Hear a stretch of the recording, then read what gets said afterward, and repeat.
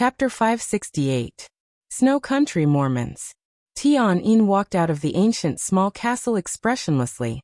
Facing the heavy rain, he did not look back. Deity looked at his back quietly, and his aura became more and more real. Since about half a year ago, every time the two met, they parted on bad terms. They had saved each other's lives more than once. They had gone through thick and thin together and fought side by side. But neither of them could persuade each other. With Tian-Yin as the leader, the cracks in the entire purgatory of Heaven Capital seemed to have become more and more obvious. Deity never sighed with emotion or wavered, just like his eyes when he looked at Tian-Yin's back at this moment. Apart from calmness, there was only stubbornness in his eyes. The wind and rain were like knives. Tian-Yin did not evaporate the rain around him. He walked against the heavy rain, and wiped the rain off his face. It was cold and rainy in Eastern Europe, and the polar night was still the same. In the cold and dark environment, his eyes were as bright as cold stars, and he looked more and more indifferent. Daybreak, dressed in white, looked at Tian-Yin in front of the castle with a complicated look in his eyes. Tian-Yin nodded to him, but his footsteps did not stop. "How is it?" Daybreak took the initiative to ask. Tian-Yin paused and said hoarsely, "After the final battle, I will go to Tiannan." In his several conversations with Deity, this was the final result. Tian-Yin was very satisfied with this result, but he definitely did not like it. He did not like this result, not at all. "Why do you have to do this?" Daybreak sighed softly. "Yes, why do you have to do this?" Tian-Yin repeated and shook his head. He walked into the wind and rain, and the two passed each other. "That's for the best." "Did you think about me when you went to Tiannan?" Daybreak suddenly asked. His tone was very slow, almost enunciating each word, with indescribable weight. Tian-Yin's steps forward suddenly stopped. He stood in the rain. The wind and rain, like knives, instantly wet his whole body. After a long time, Tian-Yin said slowly, "You and I have been friends for many years. I want you to tell me the truth. Do you think His Highness did the right thing?" Daybreak had nothing to say. He shook his head. "I will not question any decision made by His Highness. Not questioning doesn't mean he is right." Tian-Yin said faintly, "Wrong is wrong. For so many years, the Li family has been holed up in the border, and people have been coming out from there to go to the purgatory of Heaven Capital. But has Your Highness ever gone back once? Have you ever gone back even once? None of you know the life there. The Li family has suffered for so many years and been in despair for so many years.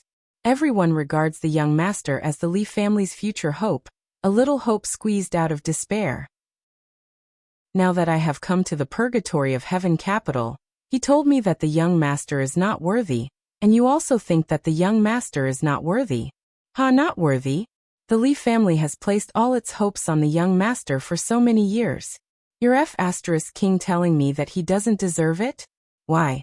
Who do you think you are? What right does he have? What right do you have to say that I'm not worthy? Are you worthy? Simply preposterous." His voice was getting louder and louder. In the wind and rain, he stood in front of Daybreak, almost roaring to vent his long-suppressed emotions. Daybreak said nothing. He did not need to answer that question. Tian-Yin's every question was directed at His Highness. He was asking if His Highness was worthy. Did he deserve to deny Li Tianlan? Deity in the castle did not answer. He was quiet. Tian-Yin waited for a while and smiled self-mockingly. "I will participate in this decisive battle, which can be regarded as an end to my days in the purgatory of Heaven Capital. But I am just the beginning. More and more people will leave here and the purgatory of Heaven Capital. I have no problem with him claiming to be deity. I have no problem with him saying that the young master doesn't deserve it. But in my eyes he doesn't deserve it either. The purgatory of Heaven Capital doesn't deserve it." The wind and rain were absent-minded and cold. Through the rain, Tian-Yin looked at Daybreak in front of him and said in a cold and gloomy tone, "From today on, in my heart, the purgatory of Heaven Capital is the purgatory of Heaven Capital, and the Li family is the Li family. I will return to Tiannan. As for you and me, if I don't die this time, we will meet in Tiannan." Without saying more, he turned around and walked straight into the rain. Standing in the same place, Daybreak's eyes finally showed a touch of bitterness, even pain. Everyone in the purgatory of heaven capital knew that he was in charge of everything in Tiannan. And even the entire Sinluo Hall was there. Tianyin went to Tiannan and stood beside the so-called young master. If they met in Tiannan in the future, what would it be like? What would be the position of the two of them? It was better not to see them. Daybreak took a deep breath. They were brothers who had gone through thick and thin with him. But from today on, what were they? I will break through to the invincible realm in the near future. It's better not to see each other in the future. Daybreak's deep voice sounded and fell into Tianyin's ears from all directions. He was the second expert in the purgatory of heaven capital, except for deity. He had the real combat capability of the invincible realm. With the murderous weapon Shadow the Ripper in his hand, once he broke through, the strength of the entire purgatory of heaven capital would greatly increase. Tianyin's footsteps paused, but he did not stop.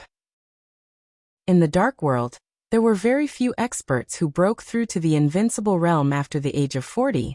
For martial arts, 40 years old was a person's peak period, but it was also the period when one began to go downhill from the peak. But nothing was absolute. There were very few such people, but it didn't mean that there were none. After all, deity had made the achievements he had today even though his foundation was almost completely destroyed after the War of Treason. Daybreak stood where he was and watched Tianyin's back disappear. He didn't move for a long time. Come in. Deity's voice sounded in his ear.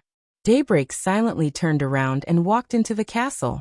Deity stood alone in the hall of the castle, admiring a medieval armor placed in the hall. Hearing Daybreak's footsteps, he shook his head slightly. It's useless, he said. We all know him very well. We were able to walk together because we were like-minded. Now we have different paths and can't work together. Let him go. Do you think Tianyin is wrong? Daybreak asked after a moment of silence. Wrong? Deity smiled. We are not children anymore. How can there be right or wrong in everything in the world? There is no right or wrong in the world, but we do. Daybreak's voice trembled a little. We are on the same side. Deity was silent for a moment and said blandly, we used to be, but not anymore. He stretched out his hand and flicked the armor in front of him. The crisp sound of the collision spread throughout the castle, like the sound of a sword. Don't think too much. Deity turned around and looked at Daybreak. Business is more important. At present, there are more than 500 elites gathered in Mormons. Daybreak took a deep breath and forced himself to calm down. We are all on the same side and can be completely trusted. Very good. Deity nodded. Everyone be on standby. Daybreak nodded. He hesitated for a moment and suddenly asked, we have to guard against Qin Weibai's sword.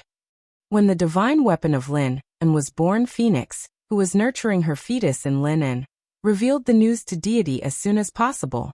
Daybreak had already felt the power of the sword just from the oral description. Such a divine weapon was simply unheard of. This chapter is not over. Please turn the page. Deity had never heard of this sword. He was silent for a moment and finally shook his head. It's okay.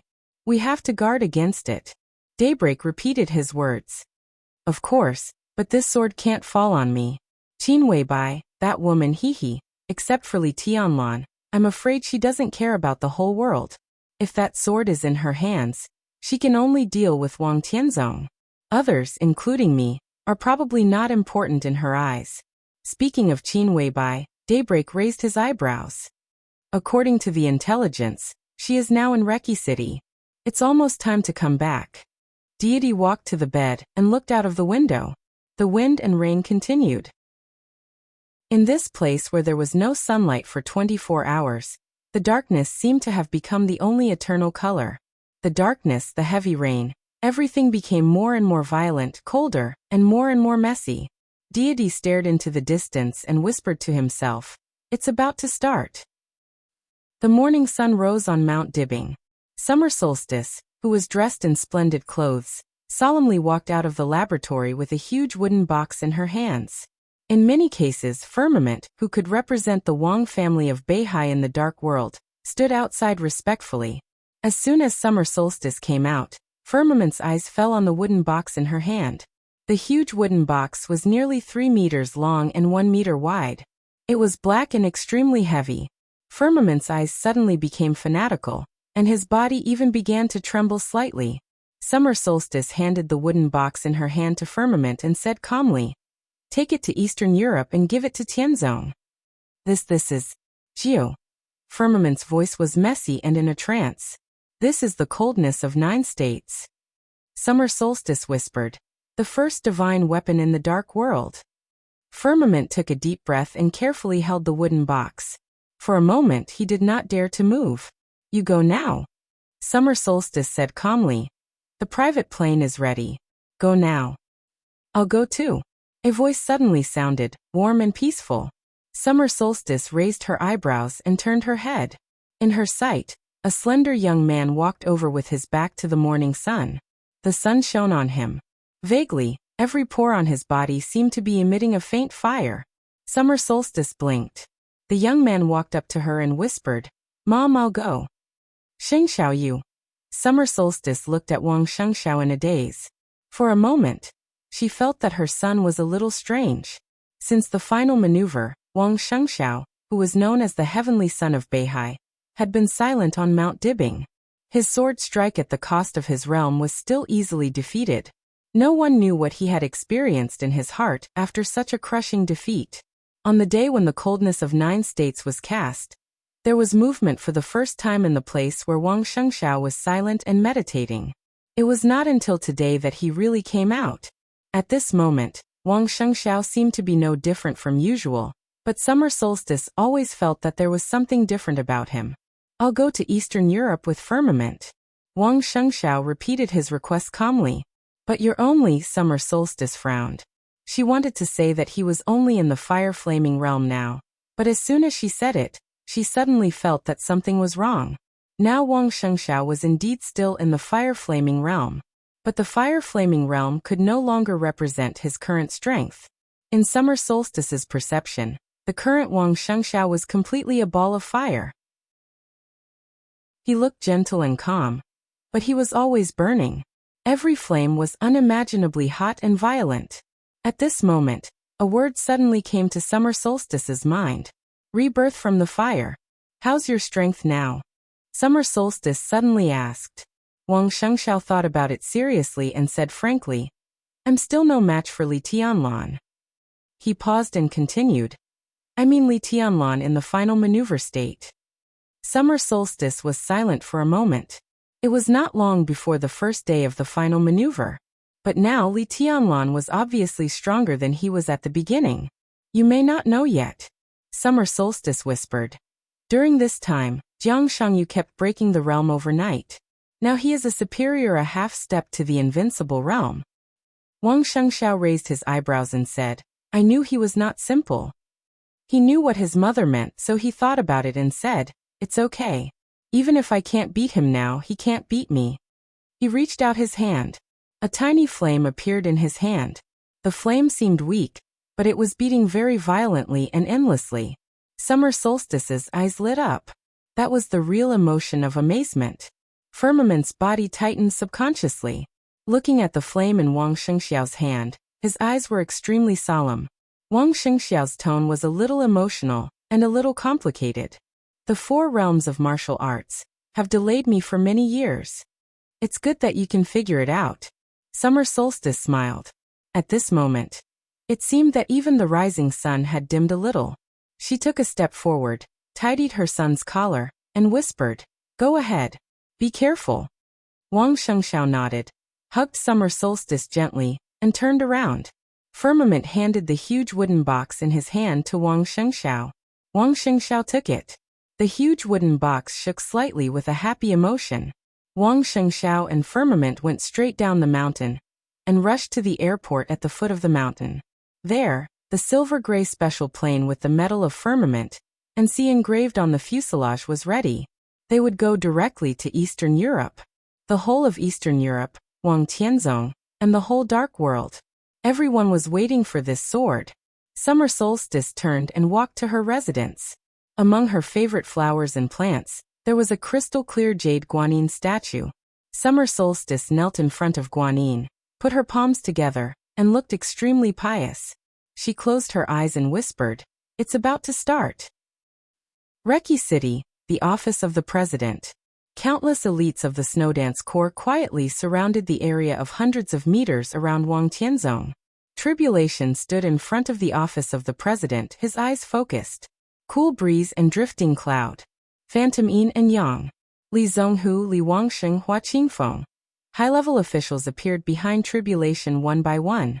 Everyone was looking at the room in the ruins. Under the wind and rain, the room seemed to come alive and was trembling slightly, as if it was breathing. The sword intent all over the sky whistled in the room every time it trembled, sweeping through the night and driving the wind. The raindrops were completely torn apart by the sword intent. The tiny water droplets did not fall, but hung in the sky with the sword intent. There were more and more broken raindrops, and the water droplets were densely suspended in every corner of the office of the president. The room was still trembling slightly. In everyone's sight, the room was becoming more and more blurred and distant. No one could see the room anymore. No one could see Wang Tianzong either. In the blurry world, there seemed to be something. This chapter is not over. Please turn the page. Something was happening. It was slow and firm, but unstoppable. In the room, under the dim light, Wang Tianzong was still practicing calligraphy. His handwriting was getting fewer and fewer, and it was still decreasing. I'm the first among all the ambitious and ruthless people. There were no more eternal people. The ambitious and ruthless people were also disappearing. The handwriting finally had no you and me. Only the first one was left. Wang Tianzong's movements became more and more natural. The tip of the brush in his hand wandered on the white paper. At a certain moment, he no longer seemed to be practicing calligraphy. He seemed to have no strength at all, and was as light as a feather. Only the brush, which seemed to be able to tear the whole world, was still wandering, driving his whole body in will. Sublimation. Upward. Peak. And to the peak again. In the increasingly blurred scene, an elite of the Snowdance Corps, who was guarding the outermost periphery of the square, walked in. He held a letter in his hand. He handed the envelope to the low-level officer above him. The low-level officer handed it to the middle-level officer, and the middle-level officer handed it to the high-level officer. The letter finally fell into the hands of Cool Breeze. Cool Breeze held the letter, and an ominous premonition suddenly surged up. His palm trembled subconsciously. He was not the recipient of the letter. The recipient of the letter was Tribulation. He hesitated and exchanged a look with Drifting Cloud. What's wrong? Tribulation's hoarse voice sounded. He turned his head. Cool Breeze subconsciously shrank his palm, then said with a wry smile, "Nothing." Tribulation's eyes fell on the letter in Cool Breeze's hand. "For me?" Tribulation asked. Cool Breeze's face darkened, and the ominous premonition in his heart grew stronger and stronger. "Give it to me." Tribulation stretched out his hand. "Your Highness." Cool Breeze opened his mouth. "Give it to me." Tribulation repeated. Cool Breeze gritted his teeth and handed the envelope in his hand to Tribulation. Tribulation looked at the envelope, narrowed his eyes, and opened it casually. In the wind and rain, a photo was pulled out of the envelope by Tribulation. Cool Breeze and Drifting Cloud looked a little confused. It was a woman in the photo. She was dressed in a white dress and had a delicate body. This was originally a woman who could be said to be devastatingly beautiful, but at this moment, half of her face was swollen. A deep scar ran from her chin all the way to her back, completely destroying the beauty of her face, and making her look incomparably hideous. Droplets of blood splattered on her white dress as she stared blankly in front of her. Desperate and helpless. Cool Breeze and Drifting Cloud didn't know this woman, nor did they know what this photo was trying to show. Tribulation lowered his head and looked at it quietly. His eyes were cold and calm, so deep that there wasn't the slightest fluctuation in them. But this photo seemed to carry an unattainable weight. It slipped from his hand and fell into the wind and rain. The back of the photo appeared in Tribulation's sight. It was a line of Chinese characters. It was crooked, but every stroke carried a strong sense of anger and domineering. "My glory is in Mormons. Heretic, come and die." Heretic. There was only one force in the world that could use this word. The Vatican. And there was only one person in the whole Vatican who was qualified and confident to let tribulation go and die. Saint War Angel Arcis.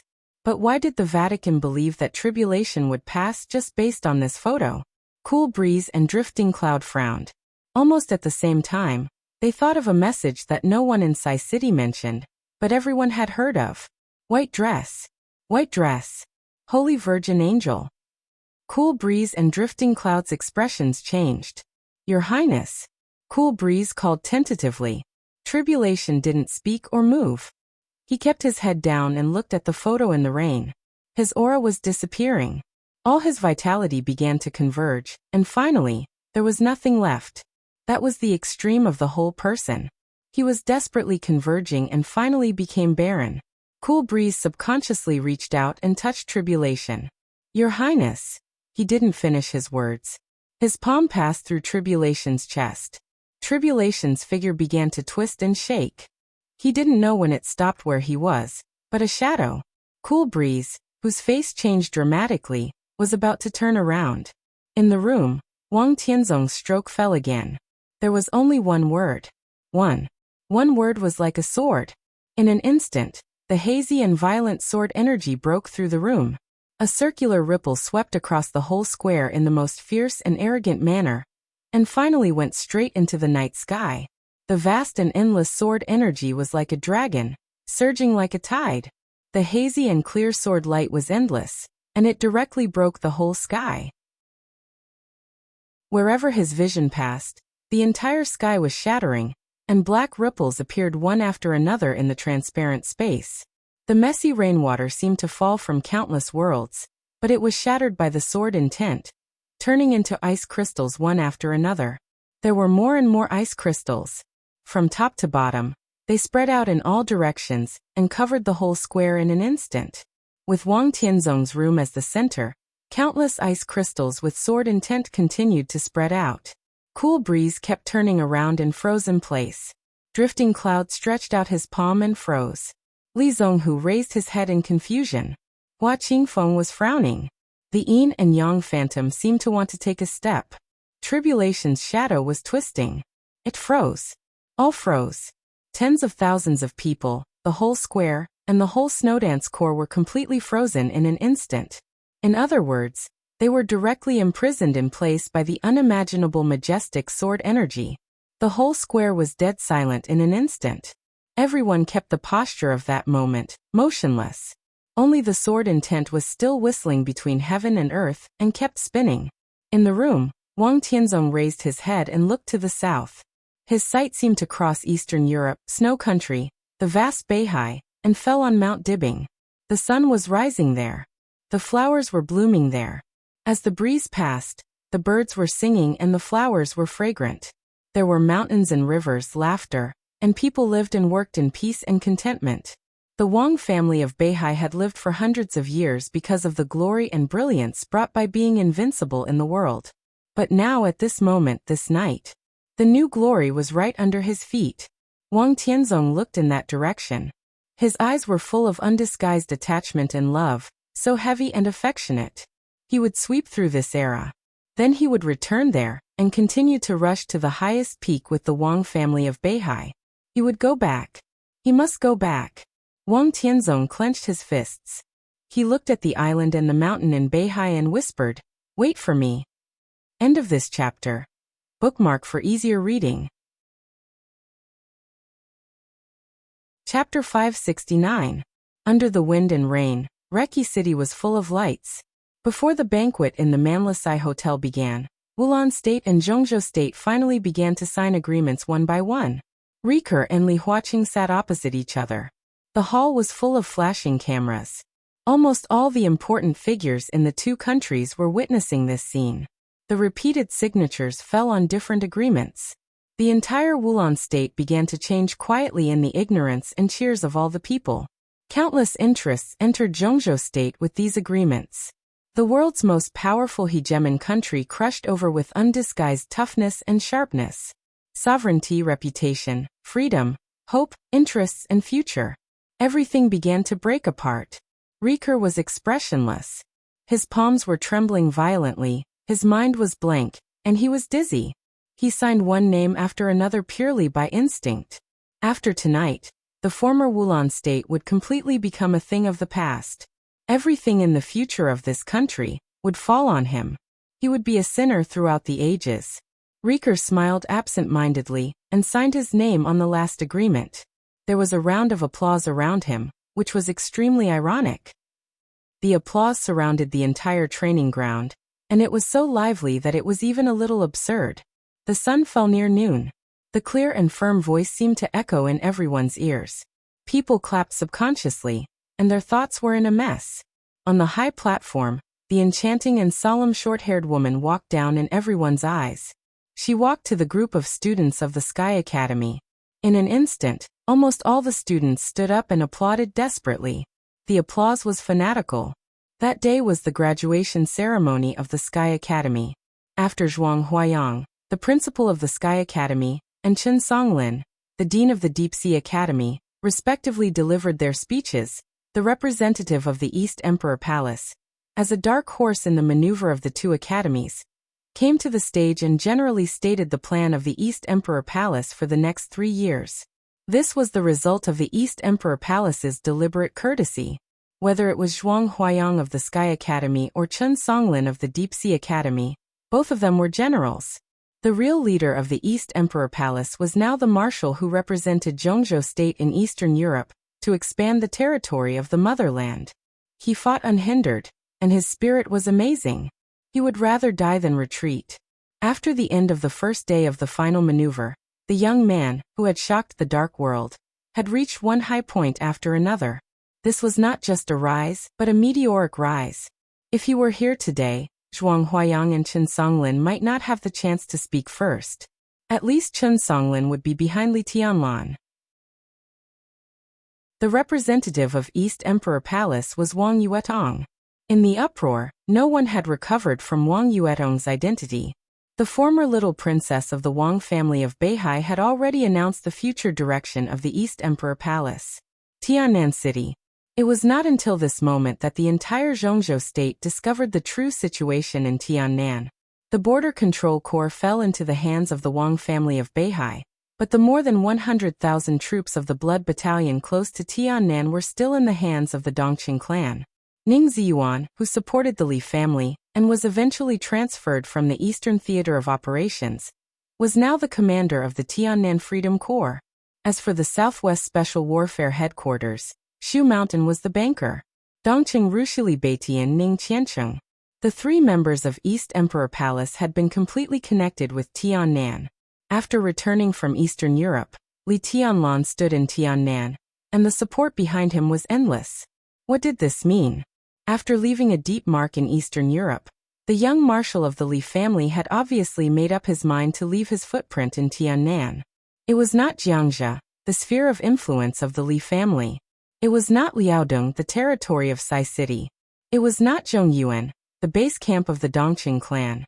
It was Tiannan, the land of more than 40,000 square kilometers, which had no clear ownership, was a bit backward. A land of rivers and mountains was picturesque. Wang Yuetong walked into the spectator stand of the students and shook hands with hundreds of students who had confirmed to join East Emperor Palace. They would leave Huading soon and go to Tiannan. That was Li Tianlan's choice. He had chosen an incomparably broad stage, filled with carnage, deceit, intrigue, and slaughter.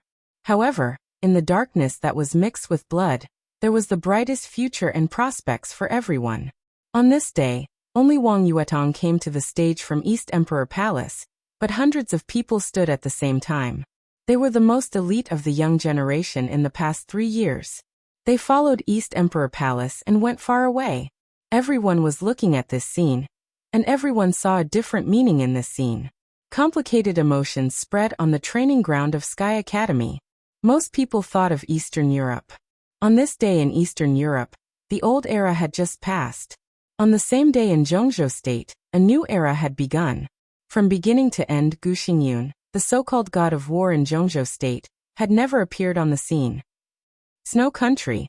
In the Grand Palace, the president of Snow Country, who was born in the Violet family, received a man who was as strong as a giant with surprise. The man was tall, and his gray clothes looked a little dirty. His face was covered with countless tiny scars, and he looked extremely embarrassed. But he stood in the palace with his own momentum. Inside and outside the palace, all the palace warriors knelt on one knee. He had always been strong internationally. This chapter is not over. Please turn the page. The president of Snow Country, who was even a little overbearing, strode over and gave the giant a big hug. Welcome back. The tone of the president of Snow Country, Jia Delin, was sincere and emotional. This is my world. As long as I don't die, I will come back no matter what. The voice of the giant man was steady and thick. The president laughed heartily. For a moment, the compromise and concession that he had thought about before completely disappeared in his heart and turned into passion and heroism. He was the leader of this fighting nation, so of course, he should have a stronger desire to fight than anyone else. He looked at the giant in front of him and said in a deep voice, "What do you want?" "I want to get my things back." The giant's tone was flat. President Jia Delin hesitated for a moment and then said decisively, "Of course it belongs to you. I also want the polar bear." The giant's voice became deeper and deeper. "I need his strength." In the hearts of countless people in the dark world, the polar bear of Snow Country was not a big animal that lived in the polar region and was extremely ferocious, but looked a little cute after being tamed. Instead, it was a cutting-edge force that was always protected by Snow Country and rarely used. That was the most elite force of the entire military of Snow Country. The military of Zhongzhou State had the most elite and most terrifying Thunderbolt battalion. But under the Thunderbolt, there were also the Bloody Massacre, Black Dragon, Pegasus and Polar Bear, in a sense, was the trump card of Snow Country. This was a force that could dominate the world. However, very few people knew that the so-called Polar Bear unit was actually two units. The former was the Arctic. The latter was the Bear. What the giant wanted was the Arctic Army and the Bear Army. President Jia Delin took a deep look at him and said without hesitation, "Yes." The giant nodded and said, "Thank you." "No problem." President Jia Delin's voice was serious and cold. "At this time, I can give you whatever you want. But the question is, what can you give me?" "Order." The giant's tone was calm. "I can give you order, an order that only belongs to our own people. Snow Country only belongs to the people of Snow Country." His voice covered the whole palace. All the palace warriors were shocked at the same time. The giant turned around and looked at the orderly figures of the warriors in the palace. He said calmly, "Who dares to fight with me?" There was a slight silence in the grand palace for a moment. In the next second, a furious, earth-shattering roar suddenly rang out, shaking the skies. "Fight!" Jia Delin's expression became more and more serious. His eyes gradually became bloodshot. "Can I trust you?" Compared to others. The giant looked into his eyes and did not give in at all. "I am more trustworthy than them." Jia Delin nodded and reached out his hand. "Your Highness, please." The giant walked into the palace hall. From this moment on, the accurate and conclusive news, centered on the palace of Snow Country, spread directly throughout the whole country, and then rushed out of Eastern Europe, and continued to stir around the world. This was the official channel of the whole Snow Country, or rather, the ultimatum. On the night of August 24th in Eastern Europe, President Jia Delin of Snow Country personally signed the battle leader, the Arctic Army, all the elites of the Bear Army. President Jia Delin, in the name of Snow Country, officially declared war on all the dark forces staying in Eastern Europe. Snow Country asked all forces to withdraw from Eastern Europe within 3 days. Otherwise, there would be a real war. The Polar Bear Army, which had been silent for a long time, reappeared in front of the world. And these two forces, which dominated the world, now had a new leader, Fregalus, the chief marshal of Snow Country's military headquarters.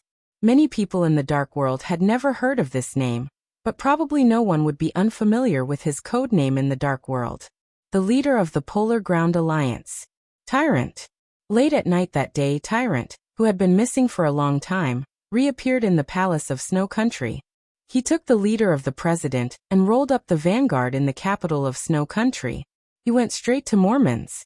The headquarters of the Polar Ground Alliance was there. The news was passed on quickly, On this night that was destined to be unusual, many things were brewing quickly and finally taking shape. The whole of Eastern Europe began to take action in the chaos like never before. All the countries, all the high-level officials, all the wealthy families. Everyone was moving. Different positions, different demands, and different expectations directly erupted into a huge collision after a short period of brewing. The aftermath of the collision began to spread throughout Eastern Europe. President Jia Delin of Snow Country had convened several heads of state for a conference call. In Reki City, many patriarchs of wealthy families were nervously waiting for Li Tianlan's final reply. The grand banquet had begun. The agreement that had just been signed was sent back to Yuzhou as soon as possible under the cover of the army. The plane passed through the clouds. Under the clear sky, Wang Shengxiao, who was holding the sword box, became more and more calm and indifferent. In the hotel in Reki City, Li Huaqing received a call and directly threw the cup in his hand in anger. In the hospital, Situd Songyue was restless. In the ward next door, Qin Dongqiao was talking with his younger brother Qin Shilai about the past. Raphael, the leader of the Dark Knights, was still in a coma, but he gradually showed signs of waking up. This chapter is not over. Please turn the page. Li Shi walked through the streets and alleys of Im and continued to move forward. The bus ran in the dark, and Mormon's was getting closer and closer.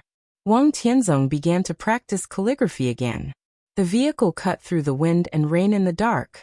Tribulation held the steering wheel tightly. The engine was roaring wildly, and his eyes were completely dead. There was silence in the square. Tens of thousands of elites of the Snowdance Corps were imprisoned in the square like statues. The elites of the Purgatory of Heaven capital began to gather toward the castle where deity was. In the church, Arcis, the Saint War Angel of the Vatican, looked at Holy Virgin Angel, who was tied to the cross and covered in blood, and was roaring hysterically. Angel's face was numb. Several burly saint warriors pounced on her with a grim smile and tore apart her long dress. Angel, who had been disheartened for a long time, began to struggle desperately. With a scream, a thick steel needle directly pierced her delicate wrist and nailed her arm to the cross. The white dress was torn to pieces and kept flying. All the beauty began to be torn apart in the final madness, broken, and finally desperate. Lin Fengting redetermined the movements of some of the elites of the Lin clan in the manor. In the manor with birds singing and flowers fragrant, the dense fog had begun to rise uncontrollably. The door of the hall of the castle was closed. Deity, dressed in a wide robe, took off his shoes, stood on the ground, and began to meditate. In Linen City, Li Honghe stood on the mountain, looking in the direction of Eastern Europe, and was muttering to himself. At the junction of Snow Country and Im, Jiang Shangyu, who had disappeared, was holding a bottle of wine, looking out of the window at the wind and rain, and smiling carefreely. At the airport of Huading, Wang Yuetong had already boarded the plane with the members of the East Emperor Palace. All over the world. Beautiful, cruel, urgent, cold, proud, and desperate. This era, the next era, the young, and the older generation. Everyone and everything began to converge crazily. Outside Reki City, in the continuous rain, a black vehicle drove over. The master of Samsara Palace put on a black mask and a black cloak. Flaming Fire stood beside the master of Samsara Palace and looked at Li Tianlan. Her eyes trembled violently.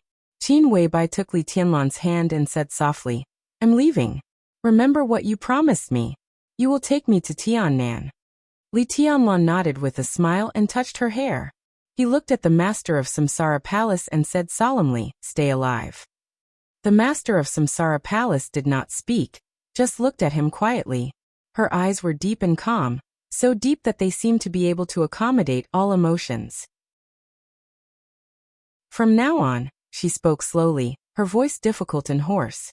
But as she spoke, her voice became smooth, steady, and a little cold. "Be careful."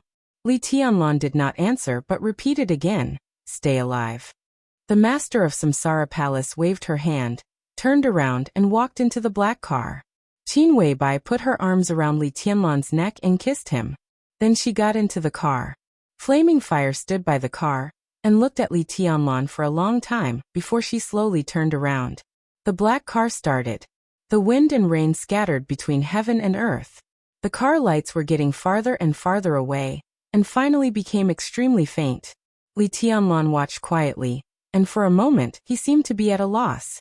In the moving car, Flaming Fire looked at the master of Samsara Palace through the rearview mirror with a complicated look in her eyes.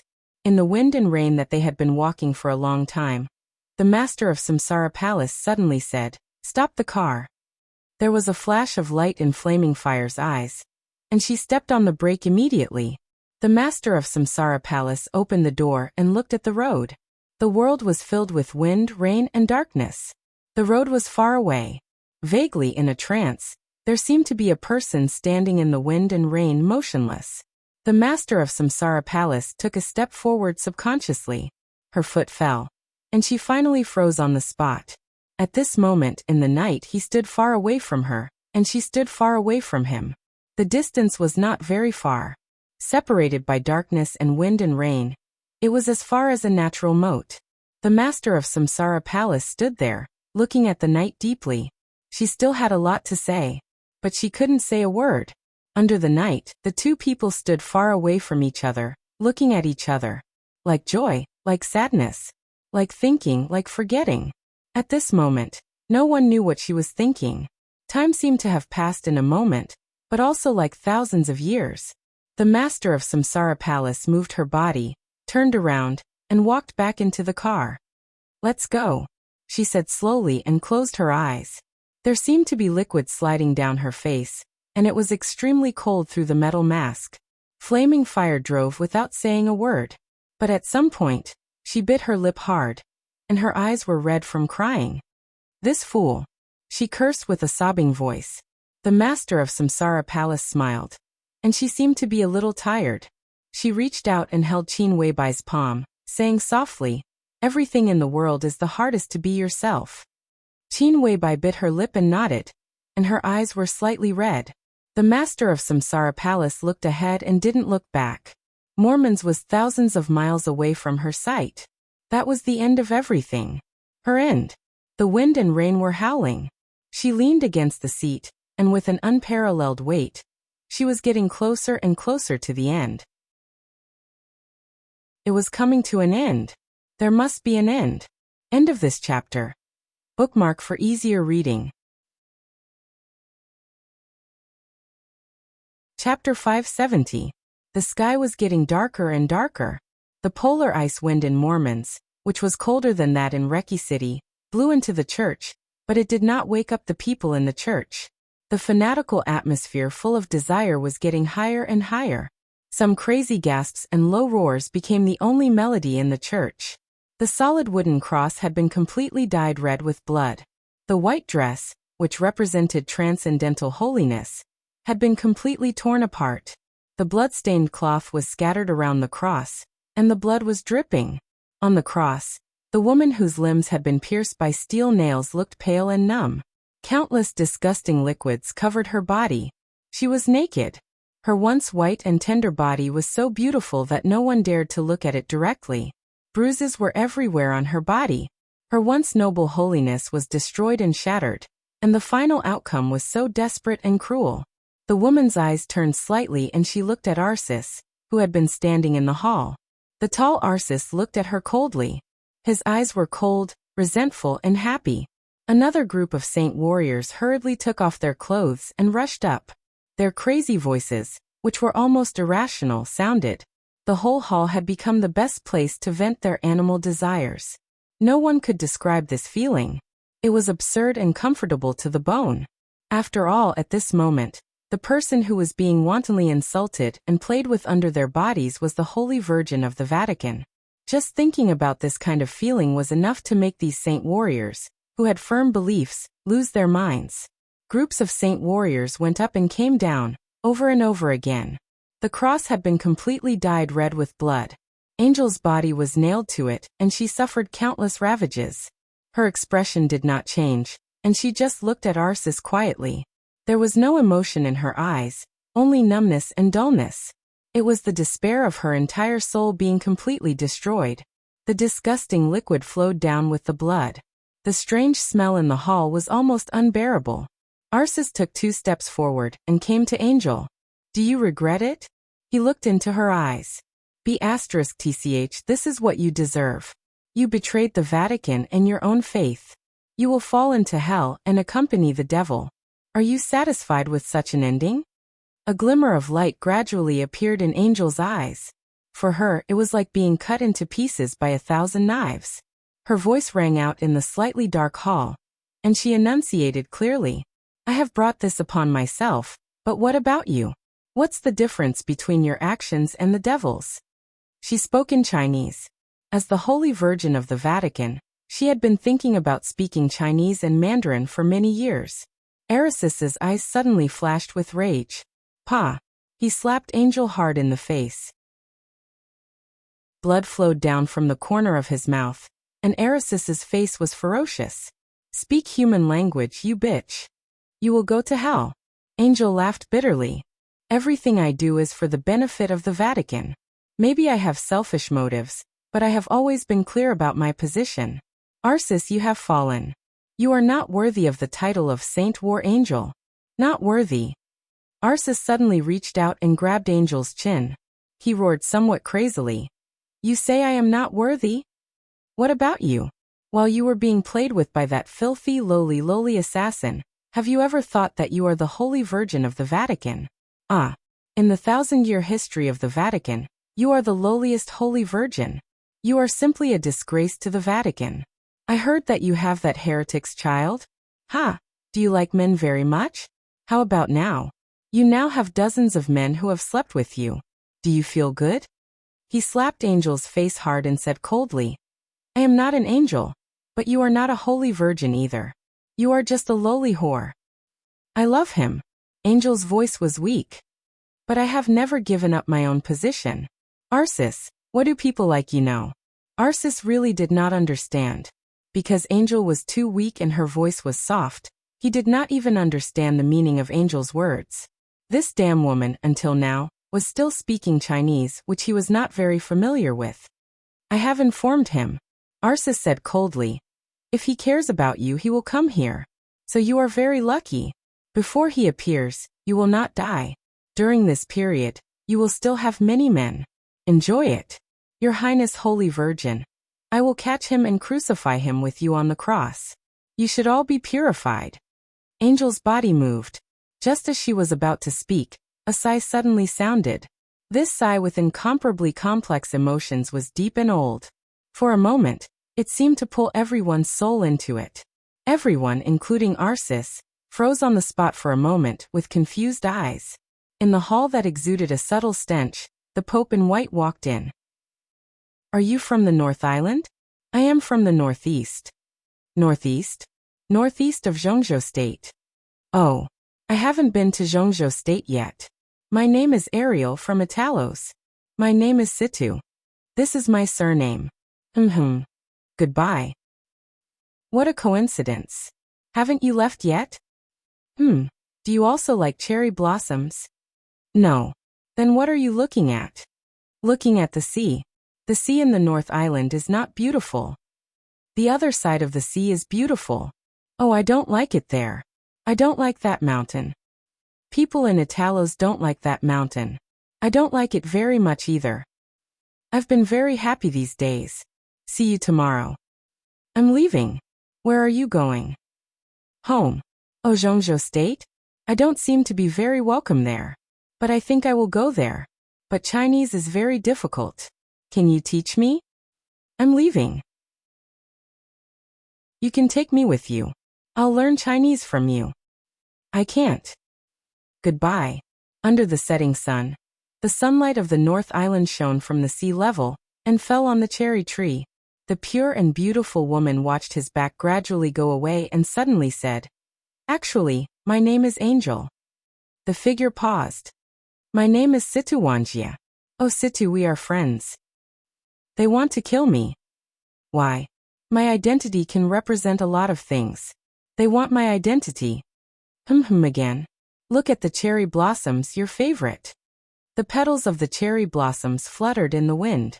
In the morning after the rain, the world was full of clear light. She sat under the tree, looking a little haggard, with a breathtaking beauty. After a long time, she said softly, But I want to go back. The silent and sharp young man looked at the sea in the north. After a long time he said faintly, "Then go back. I'll take you." "Oh, Holy Virgin. Sorry, You don't have to say sorry." The Holy Land was in front of them. From the North Island to the Holy Land, across mountains and rivers, across the plains and over the sea, countless warriors with firm faith fell. After nearly half a year of traveling and wandering several times, the young man and woman finally arrived at Italos and the Holy Land. The man looked extremely tired, but the light in his eyes became sharper and sharper. "You are the missing Holy Virgin of the Vatican." "Sorry, the woman's voice trembled. The man turned around slowly and said calmly, "Goodbye." "No. That's the Holy Land, where I grew up. I am the Holy Virgin of the Vatican. It has always been my dream to return. I have no choice. I can understand that the Holy Land has arrived. I should go." "Your Highness, Angel." "Don't call me Your Highness. Call me by my name." In the cold silence, the woman, who could reach the peak with only one step forward, looked back at the Holy Land, her eyes in a trance. "I have always wanted to come back, because my dream is here." But at this time, the dream was so illusory.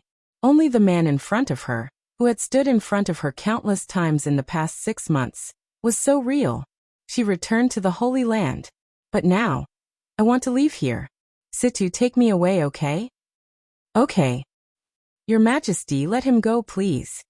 "Your Highness, Angel, don't forget your identity. He is my friend Arsis. You are not qualified to interfere with my privacy." "Ridiculous. The Holy Virgin has no privacy. I don't want to be the Holy Virgin. I don't want. If you don't be the Holy Virgin, he will die. This is blasphemy. Purify this heretic. He kidnapped the Holy Virgin. He deserves to die. No, I beg you, let him go." The engine roared to the limit in the wind and rain. The night retreated rapidly, and the vehicle went straight from the road to the highway.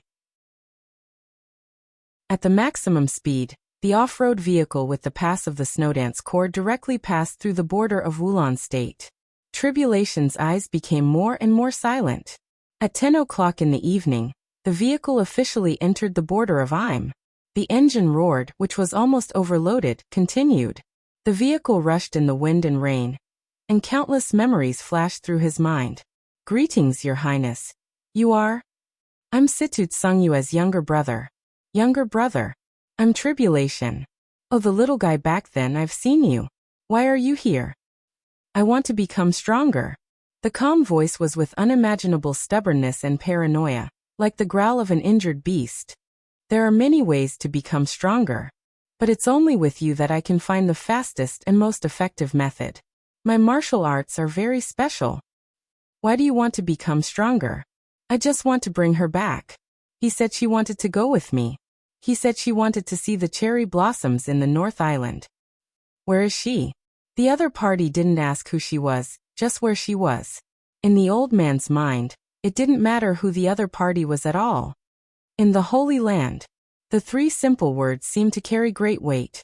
He slowly opened his mouth and said it with great difficulty. "The Holy Land. You want to take away their Holy Virgin? Or a candidate for the Holy Virgin? Or a certain core god's punishment priest? No matter who it is, in my current state, if I go all out to face Arsis and the Pope in the Holy Land, I should have a 70% chance to bring her back. But if it's you, I'm afraid it will take many years. Your Highness is willing to help me. I can't take action. Otherwise, what will happen to the remaining soldiers behind me? I heard that Your Highness has the map of God of War in your hand, which can be the fastest. That's the invincible manual. You may die. I've already died once. When I was in the Holy Land. Please help me, Your Highness. I can give you the invincible manual. What can you give me? As long as I have it, I'm willing to give everything. Everything.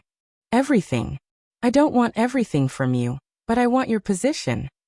There has been a rumor in the world that Your Highness had set up many backups before the collapse of the Li family. Among them, the 7 stars should be the leader. If the rumor is true, Tribulation is willing to be one of the 7 stars. The 7 stars already have a candidate. You don't need to worry. If you want from today on, Your code name in the Leaf family is Arctic. What am I going to do? In a few years, if there is a suitable opportunity, I hope you can take care of my grandson outside." The old man pointed forward. Through the dense forest, in the farthest distance of sight, a child stood there vaguely. He held a sword in one hand. Under the scorching sun, he was as still as a sculpture. "This is my grandson Li Tianlan." Tribulation's eyes fell on the phone. Countless pictures in his memory surged like a tide. They were broken, messy, clear, and vague. He picked up the phone and found Li Tianlan's phone number. He hesitated for a moment and finally did not dial.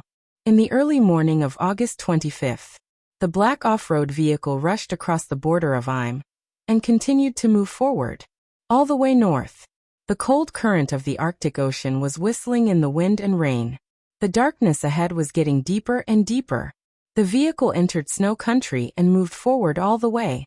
It was already a polar night in the northern area of snow country. The wind and rain were like a waterfall, constantly sprinkling between heaven and earth. Tribulation's eyes became more and more focused.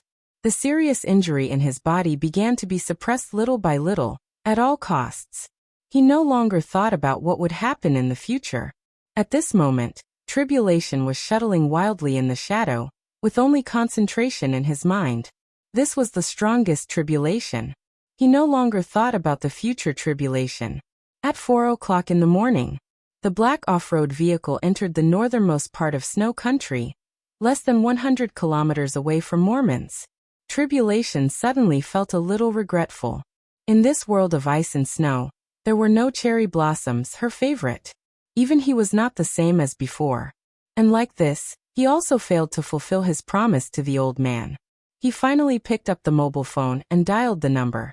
The phone was slowly connected in a short silence.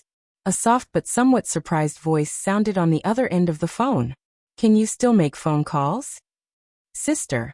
Tribulation was silent for a moment and whispered, "Do me a favor." Situd Songyue seemed to be a little stunned, and did not speak for a while. "From now on, help me take care of Tianlan. This is my promise to the Li family." "Where are you?" There seemed to be something cold connecting the two ends of the phone in an instant. Situd Songyue's voice became extremely calm in an instant. Tribulation held the phone and drove faster and faster. He shook his head and whispered, "Sister, I'm sorry." The phone was hung up. In the crazy roar of the engine, Tribulation, who was full of regret and concentration, threw away the phone and the mask on his face. The face, which was no longer young, faced the wind and rain outside the window and rushed directly to Mormons in the most decisive manner. Without hesitation. Chapter 571. In the dim light, Angel's eyes moved with effort. Her gaze fell on the Pope's face. The Pope's face was as gentle as ever, and his eyes were filled with sighs and pity. Angel's body moved, and the steel nails in her limbs felt a sharp pain. Her somewhat blurred consciousness woke up in the pain. "Ha! Your Majesty the Pope." Her voice was hoarse and weak. "Do you regret it, Angel?" the Pope asked slowly, and the pity in his eyes grew deeper and deeper. "I want to regret." "Ahem. What do I regret?" Angel asked softly. The Pope did not speak. Angel's breathing was a little short, and she said with difficulty, "I just don't understand what I did wrong. We got nothing in Eastern Europe, and it was all because of you. Angel, you betrayed the Vatican." The Pope's tone was still calm. "That's not betrayal. I just did what I thought was right. Arsis, he can't kill Paul. Your Majesty, whether the Vatican is willing to admit it or not, it's a fact. With our strength, we can't afford to offend Zhongzhou State." The Pope looked at her without saying a word. "Now it's too late," Angel murmured to herself. "No one can control everything." The Pope tidied up his white robe and said blandly, "I can understand your feelings when you destroyed Erisis's coronation, and I can also understand your thoughts at that time. But in fact, everything that happened after you destroyed his coronation was beyond your expectations. Arsis was hypnotized and used the redemption in advance. In the battle known as the Trial Day, the Vatican had almost no effect. Paul and King Tong did not die, and we had no interests in Eastern Europe. In this chaos, We suffered a crushing defeat. If Arsis was at his peak, it might have been another result now. I understand your original intention, but the reality is that all this is because you destroyed his coronation. That's not my intention. Angel was silent for a moment, then sighed and said, I overestimated Arsis. The Pope's eyes flashed with a touch of humor and bitterness in an instant. He shook his head and did not speak. Angel had indeed overestimated Arsis. As one of the few experts at the peak of the invincible realm in the Dark World, compared with the others, Arisis's aptitude was not very outstanding. He had exhausted all his potential to barely break through to the peak of the invincible realm. It could even be said that he had overdrawn all his potential. He was known as the best in close combat in the Dark World, but his willpower was always a little weak, which was also his recognized weakness. But before that, except for the Pope, no one had thought that Arisis's will would be so fragile. According to Angel's estimation, even if she destroyed the coronation, the other party's will should be far beyond that of an ordinary invincible realm expert. At most, it should be a little worse than that of a peak invincible realm expert. Except for the Pope, who could hypnotize such a person. However, after Arisis's coronation was destroyed, he directly stepped into the hypnosis trap of the Eastern Church. As a result, the strength of Arisis's will was clearly exposed in front of everyone. Without being crowned, Arisis's comprehensive combat capability was at the peak of the invincible realm in his normal state. But in terms of willpower alone, he was at most a little stronger than an ordinary invincible realm expert, and his strength was limited. This was the Saint War Angel who supported the Vatican. His willpower was not even as strong as when he died in East Island more than 3 or 4 years ago. This chapter is not over. Please turn the page. Aldak, the Angel of Slaughter, was in Li Tianlan's hands. Even in the current situation, Angel felt that this was a little ridiculous. She shook her head and said with a mocking look in her eyes, In fact, this is your main purpose for targeting me, isn't it? The fundamental reason why I paid the price today is not because of the series of consequences caused by me destroying the coronation. Your Majesty, the fundamental reason why you are so indifferent and Arsis is so crazy is that I destroyed his coronation. This matter itself has nothing to do with the consequences. The Pope was silent. Angel was right. Destroying Arisis's coronation itself was the biggest loss of the Vatican this time. It was so heavy that even the Pope was a little crazy. Although the Vatican gained nothing in Eastern Europe this time, it did not lose too much. It was nothing more than some elite saint warriors. Although it was distressing to lose these losses, as the Holy Virgin of the Vatican, Angel could not be treated like this. The reason why she ended up like this now was that she had overestimated Arsis. She had never thought that Arisis's will was so fragile. After destroying the coronation and being hypnotized, the will of the Pope's coronation on him would constantly backfire on Arsis. Under normal circumstances, as long as Arisis's will was firm, there would be no problem, but his will was not up to standard at all. In this way, the most intuitive consequence was that Arsis, who had lost the Pope's coronation, would have a sharp decline in his combat capability. The decline of his will also meant that Arsis was about to fall from the peak of the invincible realm. Even if he was crowned again in the future, he would no longer have the strength in his normal state. In the Battle of Eastern Europe, the Vatican had directly lost an expert at the peak of the invincible realm. That was why Arisis's performance was getting more and more abnormal. His resentment against Angel was increasing every moment. He wanted to retaliate against her and all the people related to her in the cruelest way. And the Pope chose to acquiesce in this situation. Arsis informed Tribulation of your news. The Pope changed the topic and suddenly asked, Angel, do you think he will come? Angel looked at the Pope quietly. There was no panic in her eyes. Instead, there was a very gentle smile. He will definitely come. She stubbornly held on, letting Arsis torture her body and tear her soul, just to see him again. Just one look. He will die. The Pope looked at Angel, and he suddenly felt a little uneasy. Angel gave a faint "oh." The Pope took a deep breath and said blandly, You were right about what you said just now. You destroyed Arisis's coronation, and made the Vatican suffer a huge loss that it had not suffered for many years. So you will end up like this. But there is one more thing, Angel, I don't like you. The Holy Virgin of the Vatican must maintain a perfect and pure virgin body. For so many years, your existence has always been a shame to me and to the Vatican. Angel laughed. Her laugh was extremely weak, but it was full of sarcasm. You don't like me? I'm the Holy Virgin of the Vatican. For so many years, I think everything I do is worthy of the Vatican. Even this time, my original intention is not. I understand. The Pope nodded and interrupted her. I understand too, but I just don't like you. Hating a person would not be shaken by how many good things she had done.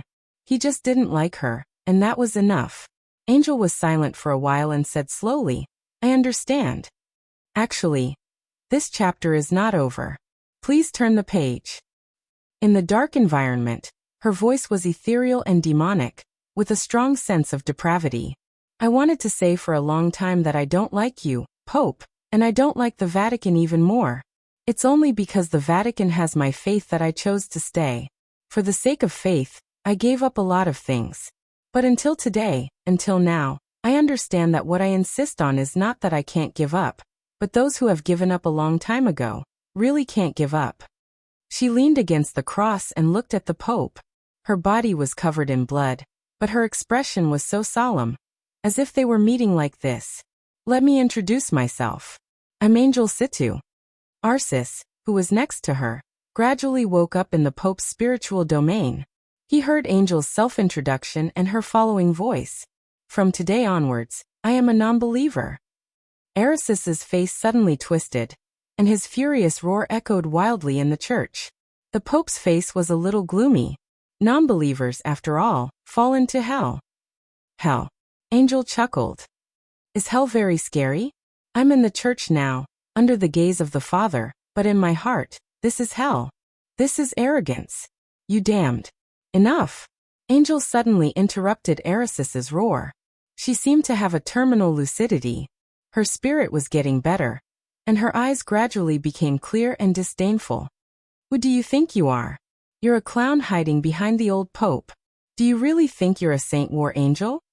Arisis's eyes were red, and even his hair was standing on end. All right. The Pope's light voice sounded. Angel, you've seen your end. It doesn't make sense to say anything now.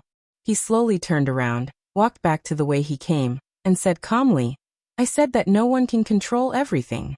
The reason why the chaos is that it is changing at any time. The general trend is changing, and so are the enemies and ourselves. We did lose the opportunity to cooperate with Li Tianlan. This is a loss in your eyes, but you don't know that after we lost Li Tianlan, we have established a cooperative relationship with the Wang family of Beihai. So in the future, Eastern Europe will still be the world of the Vatican. His figure walked to the door and paused. Arsis, he ordered in a faint and emotionless tone, destroy her. Arsis grinned hideously. Angel's body suddenly began to struggle. The sharp steel nails rubbed against her flesh, and the severe pain made her more awake. You can't destroy me. You can't do it. I can die, but I have what this clown lacks the most. Pope, you can't destroy my will. Smack.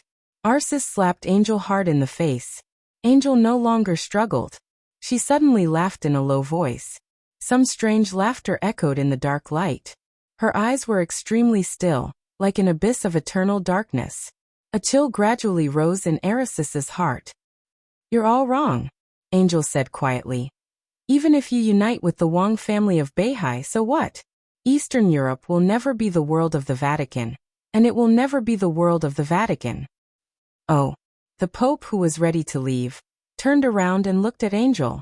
Angel looked into his eyes, as if to see into his heart. Do you know Protestantism? End of this chapter. Bookmark for easy reading. Chapter 572. It was windy and rainy. The smooth road looked extremely pale under the bright headlights. The messy heavy rain spread from the front to the far end of the site. The whole sky seemed to become chaotic with the wind and rain. In the silent car, the three women who seemed to have calmed down again were silent. Flaming Fire held the steering wheel and said nothing.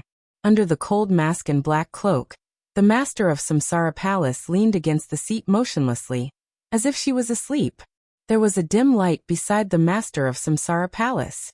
Qin Weibai held the notebook and read the emails carefully. Her expression was as beautiful as an oil painting. Her fingers flew lightly on the keyboard, and she handled one thing after another skillfully. The chaos was coming. The well-prepared Samsara Palace had begun to reveal its trump cards one by one. The Samsara Palace, which had been hiding in the dark, began to take action. For the Samsara Palace, the chaos that had been planned for a long time was still chaotic, but as long as the general direction was still under its control, it was acceptable. This was the power that began to be gradually exerted after the merger of more than one force. It was specific to each department of the Samsara Palace, each family, and each important figure. Everyone was moving. The notebook in front of Qin Weibai recorded everyone's specific movements and messages. Some of the messages were completely one-way. After receiving the messages, even Qin Weibai could not confirm where the messages came from for a while. She sorted out each message and then passed it to everyone in the fastest way. The cold wind whistled, the rain beat on the car window, and the sound of slender fingers tapping on the keyboard gathered together. It was like the sound of chess pieces being placed. The whole of Eastern Europe was a chessboard. This game of chess had been planned for too long. It was no exaggeration to say that since the establishment of the Samsara Palace, everything had been prepared for this moment. A large number of spies, innumerable insiders, and lurking undercover agents, both on the surface and in the dark, involved in various industries and fields. Countless spies began to gather together with the dense news. No one could control everything. But under the circumstances that conditions permitted, the Samsara Palace had done everything to the extreme. In this round, the Samsara Palace didn't want to win for sure, but to not lose. The Samsara Palace was not a superpower in the dark world. Although they were strong, they had no foundation, and the lack of foundation made people unable to see their future. They were not as deep-rooted as the Wang family of Beihai, the Vatican, and even the Purgatory of Heaven capital. But it had only been a few months since the chaos in Eastern Europe broke out. No matter how steady the arrangements of the major forces were, there would always be some haste amidst the calm. But the Samsara Palace was different. In the land of Eastern Europe, they had been laying out for several years. All the preparations could not be more complete. In the last time, what Qin Weibai had to do was to use the information in her hands to fix the chess pieces one by one in the final position. If this chapter is not finished, please turn the page. In this way, as long as the chessboard did not flip, this game would be unbreakable. A new email appeared on the computer screen. Qin Weibai glanced at it and fell silent. She stopped typing on the keyboard. After a long time, she said slowly, "Tribulation is close to Mormons." The car was moving forward, passing through the wind and rain, neither fast nor slow. The master of Samsara Palace, who had been silent, suddenly moved and whispered, "The Vatican is finished." Qin Weibai waited in silence. But she waited for a long time, and the master of Samsara Palace did not speak. "That's it." She couldn't help asking. "That's it?" The master of Samsara Palace nodded. "What will happen to tribulation?" Qin Weibai asked directly. She had known her for many years, but until now, she could not accept her indifference. This kind of coldness, cruelty, or even inhumanity, completely stripped away all emotions. When a person was in such a state, the world was incomparably pure, so pure that it could only accommodate one person's figure. Apart from that, beautiful, cruel, sad, inspiring, hers, his, it, and even herself, everything had nothing to do with her. The only meaning of such a life seemed to be to remember and wait. To recall the past and wait for the end. Qin Weibai did not dislike such a character. She just felt distressed. No one's life should be like this. What kind of life was this? The master of Samsara Palace fell silent. She seemed to be thinking, but it also seemed that she did not hear Qin Weibai's words. Qin Weibai suddenly felt a little powerless. Tribulation was close to Mormons. In the intelligence of the Samsara Palace, Holy Virgin Angel had been regarded as a traitor by the Vatican. It was not hard to imagine what would happen to tribulation after he left. But there was only one result for the master of Samsara Palace. The Vatican was finished. What would happen to tribulation? She did not seem to care about this question at all. If she did not care, how could she plan? He will not die. The master of Samsara Palace's voice was like a sigh, with extremely complicated emotions. Qin Weibai once again turned a piece of intelligence into an order, and sent it down. She looked at the screen, thought for a while and said, "I'm not sure." The Samsara Palace's control of Mormons had really reached the extreme. The pervasive penetration over the years could almost be said to be really everywhere.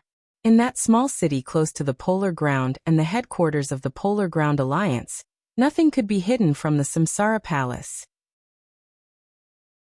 The Samsara Palace received the news as soon as the Vatican took Angel into Mormons. But at that time, all the arrangements of the Samsara Palace had begun. The master of Samsara Palace had also left Mormons. The elites of the Lin clan were still gathering. Only Lin Fengting was in Mormons. But Lin Fengting was also the most important person in the final battle. The Samsara Palace could not let him be alone. This chapter is not over. Please turn the page. He was going to face the Pope, Arceus, and many of the most elite saint warriors. Most importantly, according to the Samsara Palace's prediction, although Angel was in danger, it was not impossible to turn the situation around. However, the only thing that was out of the Samsara Palace's expectation was that the Vatican was too lenient and cruel to the traitors. They tried to wash away the shame with purification for the traitor Holy Virgin. But in the face of the deputy commander of the Holy Disarmament Corps, who also betrayed the Vatican, they were too lenient. Melad betrayed the Vatican, but he also established cooperation with the Vatican. The Pope was too decisive in this matter. He did not even hesitate at all. He was so fast that the Samsara Palace could not operate anything at all. In this way, not only Angel, but also the possibility of tribulation surviving was infinitely reduced. Qin Weibai subconsciously glanced at Flaming Fire. Flaming Fire drove quietly at a moderate speed. She shook her head and said, "It's too late." "Is that the only way?" Qin Weibai looked out of the window and muttered to herself. "That's the best." The master of Samsara Palace said indifferently, "After the trial day, the Vatican failed to plot against the 5 countries in Eastern Europe, and has begun to cooperate with the Wang family of Beihai. There is little information in this regard. We can't determine to what extent their cooperation with the Wang family of Beihai has reached. But in the final battle, they will not be our friends. In this case, it is better to let them withdraw in advance." "Is this an exchange?" Qin Weibai suddenly asked. The master of Samsara Palace was silent for a while and said faintly, "It's worth it." In her eyes, there was no such concept as whether it was cruel or not, only whether it was worth it or not. Qin Weibai looked at the master of Samsara Palace, quietly for a long time. "I can understand your thoughts," she said slowly and softly. "But have you ever thought about what Tianlan will do if he knows that tribulation has gone to Mormons?" "I'm mentally prepared." The master of Samsara Palace's voice was dull. "If he appears on the battlefield, I'll come." She paused and continued. "And he may not necessarily go. The Snowdance Corps will not play a role in this final battle." Qin Weibai thought of the news that came not long ago. The Snowdance Corps, which was gathered in the parade square of Reki City, was defeated by Sword Emperor Wang Tianzong. While the banquet in Reki City was still going on, President Li Huaqing of Zhongzhou State and commander of the Snowdance Corps, Li Tianlan, had already rushed to the office of the president. Qin Weibai frowned. "Can't Li Huaqing persuade Wang Tianzong? Have you ever seen a real chosen one?" the master of Samsara Palace suddenly asked. Qin Weibai was stunned and shook her head subconsciously. The master of Samsara Palace turned to look in the direction of Reki City and muttered to herself, "He's coming soon." She looked through the window. Outside the window, there was only heavy rain. The rain was like black ink covering the sky. It was so cold and so desperate. End of this chapter. Bookmark for easier reading. Chapter 573. Only by witnessing it with his own eyes could he understand how shocking the sword move of the strongest swordsman in the world was. The military parade square of Reki City was extremely wide. Within a radius of thousands of meters, the dense broken raindrops, which were like crystal grains, were quietly and strangely suspended in the air. The sword intent extended from the broken raindrops, stretching the crystals one by one. The lights in the square refracted colorful light in the suspended crystal grains. The whole square became hazy and blurred. The soldiers of the Snow Dance Corps froze there one after another, looking like dead things. The military parade square had been completely cordoned off. The military of Wulan State blocked the 2 blocks around the square. On the steps around the square, in front of a blurred and dangerous light, Li Tianlan quietly looked at a soldier of the Snow Dance Corps who was closest to him. The halo was spreading, the raindrops were breaking, the sword energy was extending, and the danger was spreading. In his sight, the soldier of the Snow Dance Corps was very close to him, but everything in front of him became extremely blurred. Vaguely, Li Tianlan could see that the other party's eyes were trying to move. Obviously, this sword move imprisoned his body, but it could not imprison his mind. Li Tianlan's palm moved, and then he fell silent again. How is it? Li Huaqing stood beside Li Tianlan, and asked in a gloomy tone. His expression was solemn, but his eyes were extremely cold. When he received the news here, Li Huaqing was still immersed in the joy of signing the contract with Wulan State. As a result, tens of thousands of elites of the Snow Dance Corps were imprisoned by a sword move, and it was the Sword Emperor of Zhongzhou State who did it. How could such news be blocked? Now perhaps the whole world knew that the Sword Emperor Wang Tianzong had attacked the Snow Dance Corps. Such behavior was tantamount to openly stepping on Li Huaqing's bottom line. No matter how he looked at it, Wang Tianzong had gone too far. Chi-Chi's first appearance. Li Tianlan shook his head and said calmly, "There's no way." In Eastern Europe, there were few times when he was powerless. But in the face of Wang Tianzong's sword move, he really had no way at all. His sword intent was perfect, but he didn't have enough sword energy to support it. Even if there was an expert at the peak of the invincible realm who practiced the same martial arts as him and was willing to lend him his sword energy, Li Tianlan couldn't break this sword. The Wang Tianzong who wielded this sword was completely different from the Wang Tianzong on the night of the trial day. It could almost be said to be at another level. Now that this sword was here, unless Wang Tianzong wanted to withdraw the sword energy or wait for the sword energy to disappear by itself, no one in the entire dark world could do anything to this sword. Li Huaqing slowly turned around and looked at the light curtain flashing with different colors in front of him. The blurred figures of countless soldiers of the Snow Dance Corps were constantly shaking in the light curtain. He didn't know if it was an illusion, but Li Huaqing could clearly feel their struggle in silence and stiffness. A surge of anger rushed to the top of his head. Li Huaqing took a deep breath and suddenly opened his mouth. His loud and clear voice directly rushed through the broken curtain of rain. "Wang Tianzong, come out!" The broken curtain of rain trembled slightly. A drop of rain that had been stretched by the sword chi slowly fell. In the slight sound of footsteps, Wang Tianzong's figure seemed to come out of the rain. He looked at Li Huaqing and then at Li Tianlan without saying anything. Li Tianlan didn't say anything either. There was no Wang Tianzong in front of him. The so-called image was just a stream of sword energy, but it was extremely real. "Tianzong, what's going on?" Li Huaqing narrowed his eyes, and his voice grew gloomier. "They need to stay here for a few days." Wang Tianzong's tone was calm. He looked straight into Li Huaqing's eyes and didn't give in at all. "What's the reason?" "There's no reason." Li Huaqing's eyes almost narrowed into a line. "No reason?" He nodded and suddenly became furious.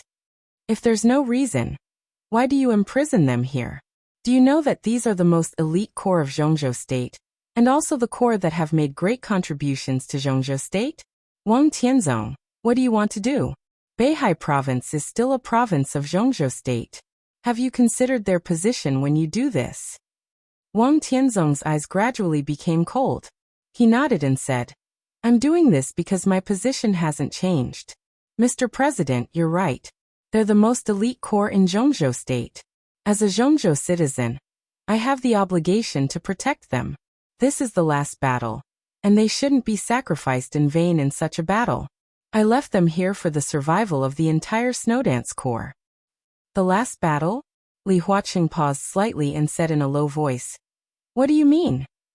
Wang Tianzong didn't answer. He glanced at Li Tianlan calmly and said meaningfully. Tribulation went to Mormons. Li Tianlan's face suddenly changed. At the same time, his cell phone suddenly rang. Li Tianlan took out his cell phone. It was Situd Songyue's phone number. Pale lightning flashed across the night sky of Reki City. Li Tianlan answered the phone. In the messy wind and rain, in the rainy season of Eastern Europe, an unprecedented thunder suddenly shook between heaven and earth. In the lightning and thunder, Li Tianlan, who was holding the phone, turned livid in an instant. The thunder gradually passed. The heavy rain poured down. When the rainy season was about to end, an incomparably wild heavy rain swept through all of Eastern Europe. Lightning raged in the air. Li Tianlan silently put down the phone. The image of Wang Tianzong condensed by the sword energy had disappeared. Li Tianlan looked in the direction of Wang Tianzong across the square, and was silent for a long time. In the room with the lights on, Wang Tianzong, who was dressed in a wide robe with big sleeves of the Han costume, was also looking in Li Tianlan's direction with a writing brush in his hand. He watched Li Tianlan narrow his eyes, watch him remain silent, and watch him turn around and leave. Where are you going? Li Huaqing's voice sounded. Li Tianlan didn't look back and said calmly, Mormons. Wang Tianzong laughed. At this moment he didn't know if Li Tianlan understood, but he had already understood. These were not his plans. At his current height, he no longer needed any plans. Li Tianlan was indeed tricky, but as long as he wanted to, he could solve it in the simplest way. When the Snowdance Corps was imprisoned here, in the vast Eastern Europe, Reki City, Wulan State, there was no young marshal. On the final battlefield, Li Tianlan was just Li Tianlan. That was all. Over the manor of Mormons, the wind and rain suddenly became heavier. The polar night was getting darker. Inside and outside the manor, the hazy fog seemed to have broken free from its shackles and began to fill every corner. The white fog, which represented rich vitality, flowed slowly and lingered in every flower and leaf in the manor. It gathered and did not disperse, looking beautiful and mysterious. The deep black and white fog of the polar night slowly intertwined. Lin Fengting silently walked in the garden, carefully looking at the grass and trees in front of him. His movements were very slow, and his eyes were focused on every flower in his line of sight. Such a serious posture gave people the feeling that he wasn't looking at the flowers at all, but was looking for something. An old voice sounded behind him, and he was a little confused. What are you doing, sir? Behind Lin Fengting, the 13th Supermaster of Samsara Palace, Xian Xuanzi, the Metaphysics Grandmaster of Zhongzhou State with the codename Tianji, held an umbrella with a puzzled look in his eyes. He had used a mortal fate to connect Li Tianlan's dragon vein with Qin Weibai, and their vitality was closely connected. Now it was time to have a result, so he naturally had to come and see. But he did not know what Lin Fengting was looking for here at this time. Lin Fengting walked slowly, as if he did not hear Xian Xuanzi's voice. Xian Xuanzi hesitated for a moment, and followed Lin Fengting with an umbrella, carefully observing the white fog condensed by fate around him. The frantic raindrops pattered on the pitch-black surface of the umbrella. The flowers and plants shook, the thunder roared, the lightning flashed, the wind howled, and the rain fell. It was noisy. In a trance, Lin Fengting's very soft and low voice sounded, with trance and unreality. Master, do you think there will be two flowers that are exactly the same in such a big garden? Xian Xuanzi was stunned for a moment. There would not be two leaves, two flowers, or two people that were exactly the same in the world. He glanced at Lin Fengting and said with a smile, maybe there will be similar ones. No. Lin Fengting's voice was a little persistent. I mean exactly the same. How is that possible? Xian Xuanzi smiled and shook his head. I thought it was impossible before, but why is it impossible? Lin Fengting muttered to himself and shook his head. Xian Xuanzi suddenly felt a little uneasy. His eyes focused and looked at Lin Fengting. What do you mean, sir? Boring. Lin Fengting shook his head. These, he pointed to the vast fog ahead. Such strong fate, such strong vitality. Who did you give it to? To the boss, of course. Xian Xuanzi's tone was indifferent. Lin Fengting laughed. His smile was complicated and absurd. Who is your boss? Xian Xuanzi looked at him with even more absurd eyes. He asked, who else can it be except Qin Weibai? Yes. Lin Fengting whispered. Who else can it be except Qin Weibai? In the wind and rain he smiled bitterly. But the question is, who is Qin Weibai? In the dark church, in the almost frozen atmosphere, blood was still flowing. The smell of blood seemed to have a strange fragrance. And the smell that represented sin and desire had begun to fade away. The Pope, who was about to leave, walked back step by step. Angel looked at him. And her calm eyes were like ice and snow. What is the new stream? The Pope stared into Angel's eyes and asked seriously. You don't know the new stream? Angel tilted her head and looked at the Pope. Her voice was hoarse with strange emotions. The Pope said nothing. Of course he knew the new stream. In the traditional sense, the new stream was also a sect that believed in God. In the eyes of ordinary people, there was no difference between the Vatican, the Eastern Church, and the new stream. But because of their different interpretations of the same faith, they were strangers to each other, and even regarded each other as heretics. The Vatican was powerful. It was entrenched in Eastern Europe, and spread all over the world. The Eastern Church was also deeply rooted in Eastern Europe. The new stream was a force that had only risen in recent years. It had no clear diocese, scattered personnel, and insufficient foundation. It was mainly distributed in Southeast Asia. This kind of sect without foundation was not worthy of the Vatican's attention. But the new stream really had a large number of people, and in the chaotic area of Southeast Asia, it was very easy to cultivate fanatics. So the new stream had developed very fast in recent years, and had vaguely become the third force besides the Vatican and the Eastern Church. But at this moment, the Pope was not sure if the Protestantism that Angel was talking about was the Protestantism that she knew. You joined the new stream? The Pope's voice suddenly became extremely cold. I didn't join the new stream. Angel's voice became more and more difficult. I said that before today. I had a clear conscience about the Vatican. The Pope looked at Angel coldly and did not speak. I didn't join it, but it doesn't mean that I haven't been in contact with the new stream. I am the Holy Virgin of the Vatican. The new stream is developing very fast. I very much hope to absorb the new stream. Let the new stream accept our ideas, and then become our new diocese. Did you see the Pope of the new stream? The Pope suddenly asked. No. Angel shook her head. I didn't see the Pope. She smiled. But I saw the Holy Virgin of the new stream, whose status is even higher than the Pope. She said quietly, but the Pope's body suddenly became extremely cold. It was raining heavily. The conversation between Angel and the Pope came to an end. The conversation between Mellad and the mysterious Majesty also came to an end.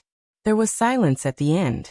Listening to Angel's encounter, His Majesty did not speak for a long time. Mellad waited quietly. But the longer he waited, the more he felt that something was wrong.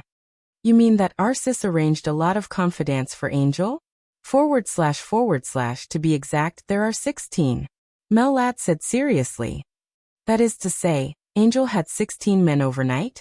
His Majesty's voice was very cold. Then he sneered. Do you think it's possible?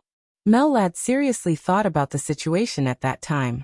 From his standpoint, he really wanted to see such a hot scene where the saint warriors insulted the Holy Virgin of the Vatican. Therefore he paid special attention to this matter. He carefully recalled and confirmed again, that's the truth. Bullshit. His Majesty suddenly scolded angrily. With Angel's character, purity is her bottom line. She only has tribulation in her heart. Tell me, under what circumstances would she let more than 10 men insult her? Mellad was silent for a while and tentatively said, when she can't resist. His Majesty was not amused by his dry humor. He thought slowly and said, it's impossible for Angel to have no room to resist.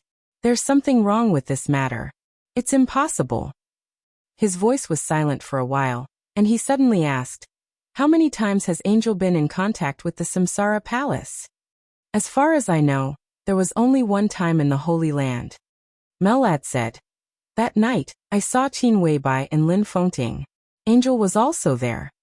His Majesty said. Did Lin Fengting attack you that night? Yes. Mellad nodded. You were unscathed? His Majesty's voice became more and more gloomy. Yes. Mellad still nodded. Lin Fengting is just SOSO. Although his sword is strong, it's very slow. It's too slow. His Majesty's voice suddenly rose. It's so slow that you don't know how many things you've missed. He took a few rapid breaths and said coldly. Didn't you notice the time after it was over? How long did it take for Lin Fengting to attack with that sword? 10 minutes? Or half an hour? Mellad opened his mouth, but his heart suddenly sank. He didn't know how long it took for Lin Fengting to attack with that sword that night. He didn't know if he had noticed the time. At this moment, he tried hard to recall, and suddenly found that he had no impression of the time that night at all. The wind and rain filled the sky. His Majesty hung up the phone. Under the gloomy polar night, the roar of the engine with a crazy meaning sounded faintly. The bright headlights rushed over like two raging tides and rushed straight to the church. The sky was full of killing. At the same time, the atmosphere in the church hall had completely frozen. The Pope regained his indifference. Angel. There was a sigh in his voice. Angel suddenly raised her head and looked at him. My name is Situ. She laughed softly. In an instant, all the Pope could see was Angel's figure. Her figure was so tall, so clear, and so beautiful that it almost occupied the whole world. The Pope was at a loss for a moment, and suddenly woke up. This was an absolutely pure spiritual domain. This was the transcendent realm. The Pope suddenly retreated, and his voice became extremely high as he retreated. Kill her. The sound of a heavy object falling to the ground rang out without warning. Before Arsis came back to his senses around him, one after another, the saint warriors who had once insulted Angel with a grim smile had fallen silently. The hall of the church was still extremely dark, but the light was changing slightly. In a trance, Angel, whose limbs were nailed to the cross, was bleeding. But the smell that was full of desire was moving away.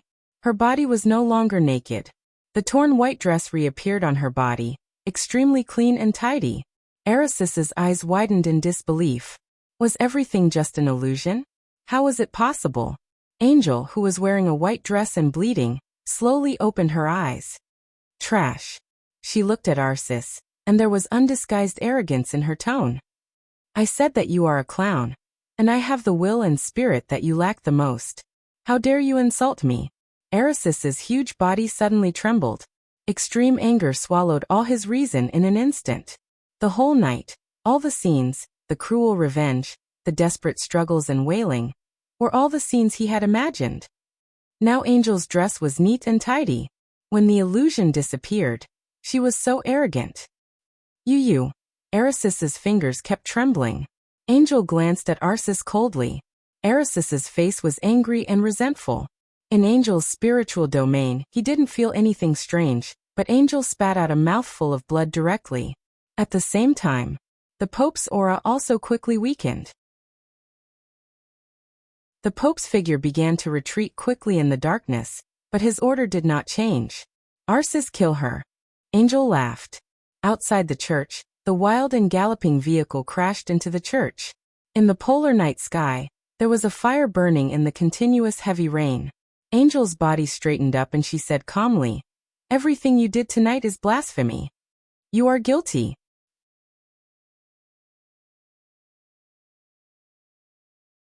Chapter 574.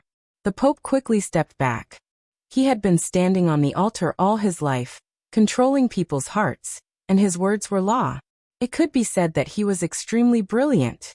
But at this moment he felt an unprecedented danger. Danger. This was a feeling that the Pope had almost forgotten. From the above-board political circles of various countries to the dark and bloody dark world, he was ambitious, bold, invincible, and domineering.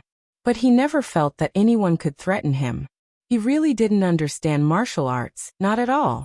But in the spiritual field, he was truly invincible, and no one could kill him.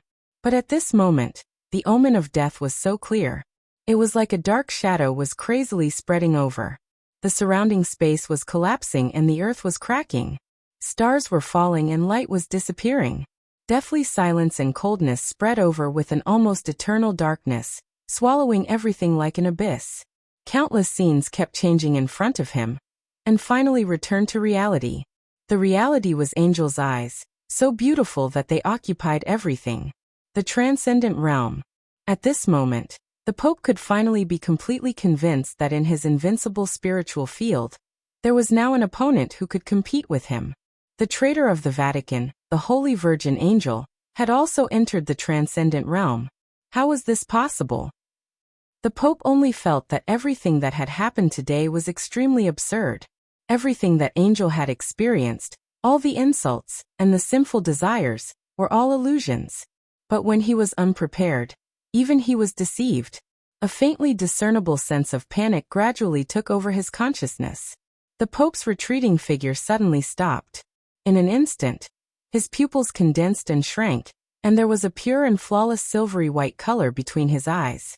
This was the most powerful and perfect will in the entire dark world. It was like a vast galaxy, like a surging sea. With a huge oppressive will, it followed the Pope's gaze and went straight into Angel's eyes. It was irresistible. Arcis, kill her. The Pope's deep voice sounded, incomparably majestic. Angel was motionless, but her spirit was more active than ever. The Pope's eyes were silvery white, and his eyes were shining. The clear softness in Angel's eyes gradually faded, became dark, and became silent. The two of them looked at each other.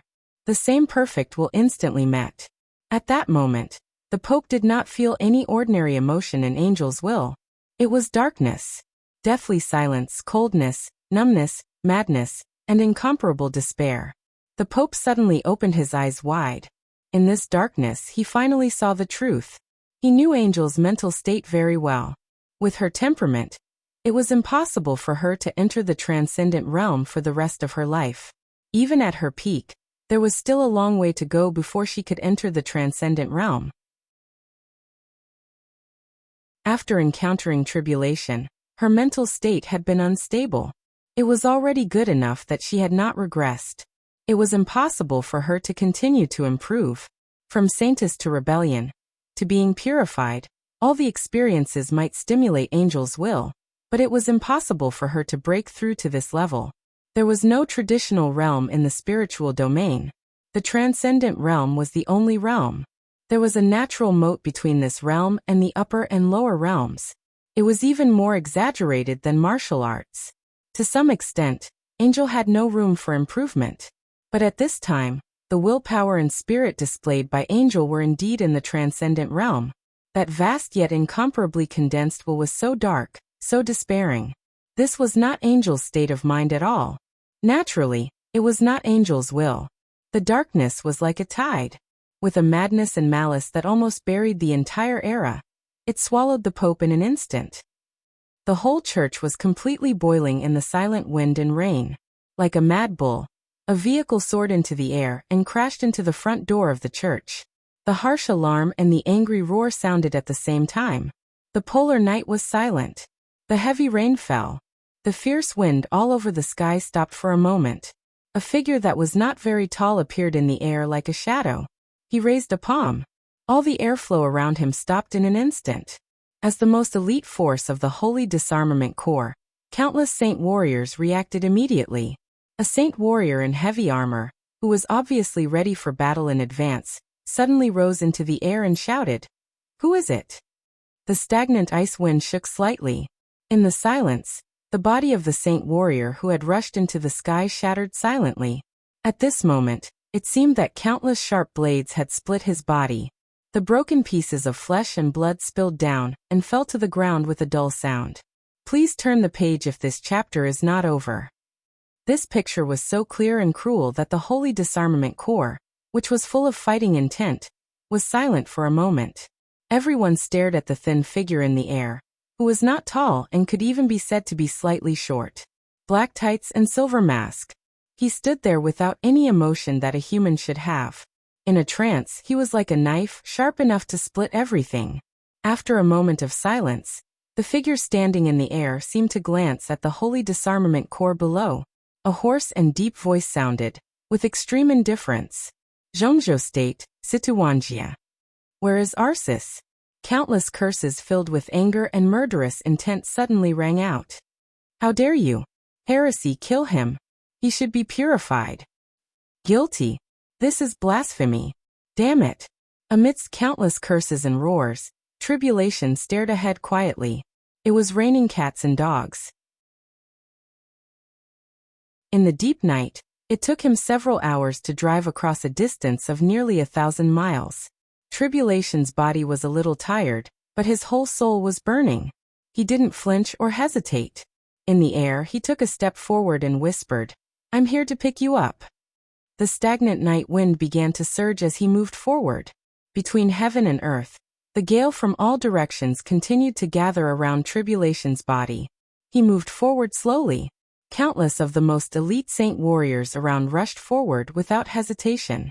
The violent airflow had formed a visible tornado around Tribulation.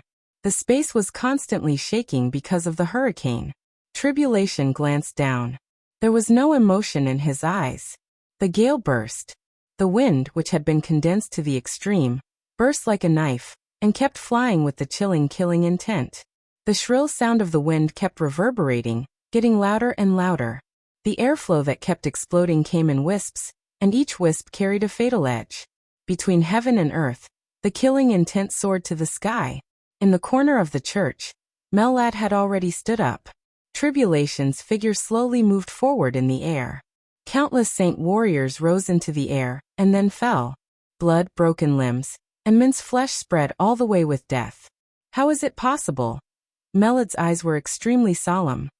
How can he be so strong? At this moment, in his eyes, Tribulation was the incarnation of death. As an expert who was infinitely close to the peak of the invincible realm, Mellad could roughly see Tribulation's current state. Tribulation was not in a good state. His injury had not healed. At this moment, every time he moved with all his strength, his body might completely collapse. Moreover, his breakthrough was too fierce, so it was not perfect. Obviously, he had not solved this problem in the past few years. But it was more obvious that Tribulation had obviously stopped thinking about it. If he couldn't solve the problem, he wouldn't solve it. Now Tribulation no longer considered any consequences. There was only killing in his heart. Mellad's body trembled slightly, and there was obvious hesitation and struggle in his eyes. In this state, Tribulation would definitely not be able to withstand one attack from him.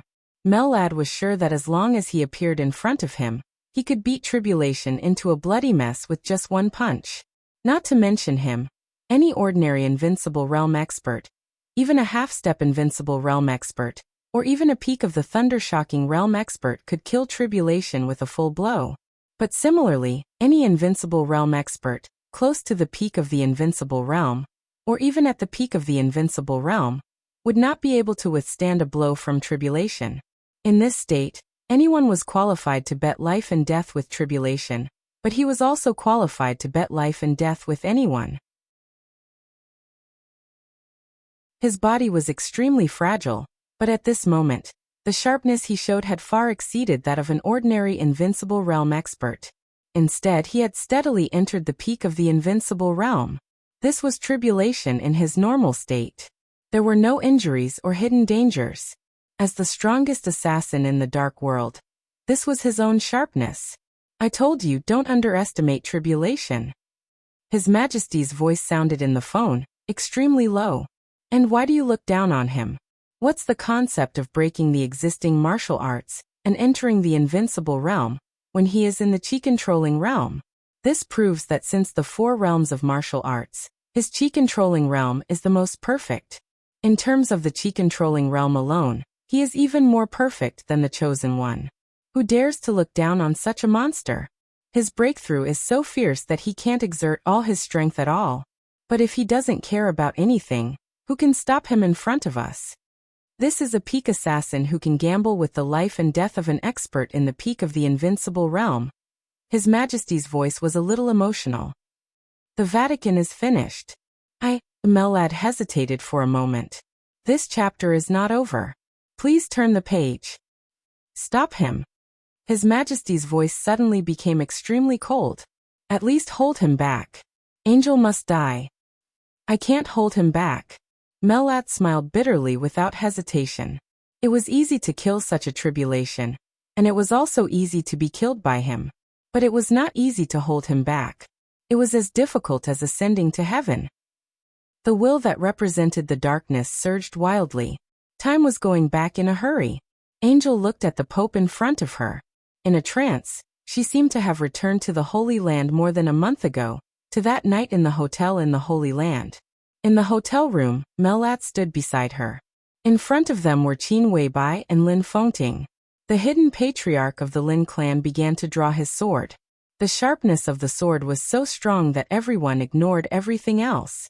The memory that seemed to have been sealed and deliberately forgotten appeared in her mind, becoming clearer and clearer. A voice sounded in her ear. Are you Tribulation's woman? Angel was shocked. In the room, Lin Fengting's sword was still moving forward. Its sharpness was at its peak, but its speed was getting slower and slower. Everything was like a completely frozen oil painting. Only her thoughts were still normal. Who are you? She looked at Qin Weibai and asked with vigilance in her eyes. I'm Qin Weibai. Qin Weibai said something nonsense. Angel became more and more vigilant. She was a little uneasy and subconsciously wanted to retreat. You should see this. Qin Weibai stretched out her palm. Suddenly, the whole world compressed toward her as she raised her palm. The surroundings were getting smaller, and the world was getting smaller. The room was constantly shrinking, completely imprisoning her in place. The opponent's will was extremely tyrannical, suppressing her in place. A hazy light appeared in Qin Weibai's palm. The light was dense and colorful, like a dream. Angel desperately wanted to look away, but her body was out of control. Her eyes were fixed on the light in front of her. The light flowed slowly, like the joys and sorrows of partings and reunions, flashing one scene after another. It was like the secular world, containing the epitome of an era, and also like martial arts. There was sword chi roaring and growing. The 6 paths of reincarnation broke out to the extreme, and destroyed everything. The 10 skills of true martial arts blocked all directions, leaving no grass in the unique domain. The 24 moves of sword shattered the sky, and tore the world apart. The starry sky was vast, and the shadows were flowing. Ice, wind, thunder, and fire were constantly changing. This was everything. What she wanted to see, she could see in it. Angel was extremely scared, as if she had seen the legendary Pandora's box. She knew what it meant. This was the embodiment of a strong will that was infinitely close to the extreme, the transcendent realm. In front of this light, her thoughts were extremely vague, but also extremely clear. Are you in the transcendent realm? Not yet. Qin Weibai stared at the light in her palm, and she was also in a daze. No one knew what she saw in this light. But it's very close. What do you want? Angel stepped back in vain, and her voice was gradually changing because of fear. I want to lend it to you for a while. Qin Weibai said faintly. I don't want this kind of thing. Angel almost screamed. Don't be in a hurry to refuse. It's very likely to save your life. It's not a bad thing for you. Qin Weibai smiled gently and softly. What the hell is this? Angel asked in a trembling voice. Qin Weibai was silent for a long time, and then she whispered. This is a sword light. The epitome in the sword light is an era that belongs to women, an era of revenge, the most boring era. All the memories began to become clearer and clearer. Angel thought of every expression of Qin Weibai at that time. At that time, she saw the light expanding in the other party's palm. The light was getting brighter and brighter, but she could only feel darkness. That was endless despair. The will belonging to the Pope rushed into her spiritual domain with great arrogance and determination. The Pope's pupils were contracting, but Angel's pupils were expanding. The sword light that condensed the entire era shone in her eyes. It was so fierce and so lonely. Vaguely, she remembered that she asked again at that time. What the hell is this?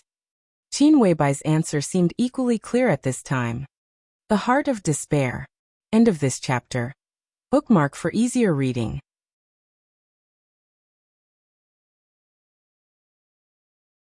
Chapter 575. The most gorgeous light spread in her consciousness with the purest darkness. The light in Angel's pupils faded away quickly, becoming dimmer and dimmer. However, the sword light named Despair Heart continued to soar in her sight. Her spiritual realm and the sword light merged into one, completely stabilizing in the transcendent realm. Countless pictures kept flowing. Vitality slowly passed in Angel's body. The Pope's body began to tremble obviously.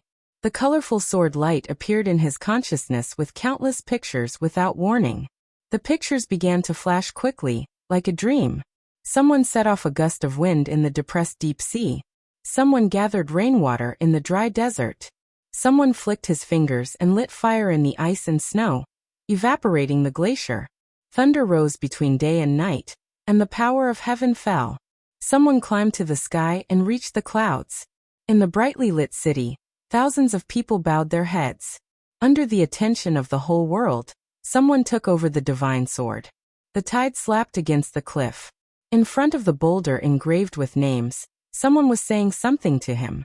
In the tide that sounded like thunder, he looked into the distance. The afterglow of the setting sun shone down, and the quiet and free couple was walking away.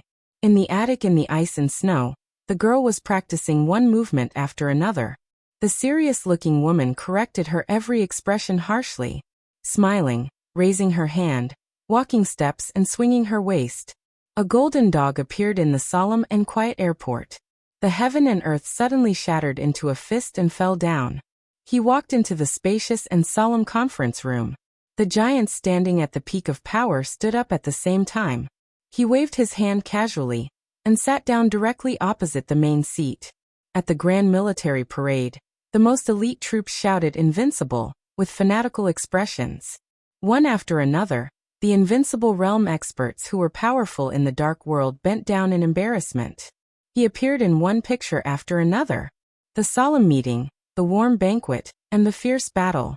The prosperous, the barren, the mountains, the rivers, the lakes, the seas, and the bustling cities in the human world.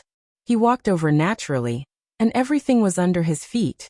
The sword energy flowing with colorful light shone the night sky. After the sword light, the world was vast. There was heavy snow in front of the Pope. The wind and snow were messy, and countless drops of blood fell. Tens of thousands of images erupted at the same time, almost shattering all of his consciousness. The colorful sword light whistled in the wind and snow. The murderous weapon opened fire at all costs. The bright sword light pierced forward with an incomparably decisive killing intent. In the bustling city, at the highest place, a beauty in a red dress lightly jumped down.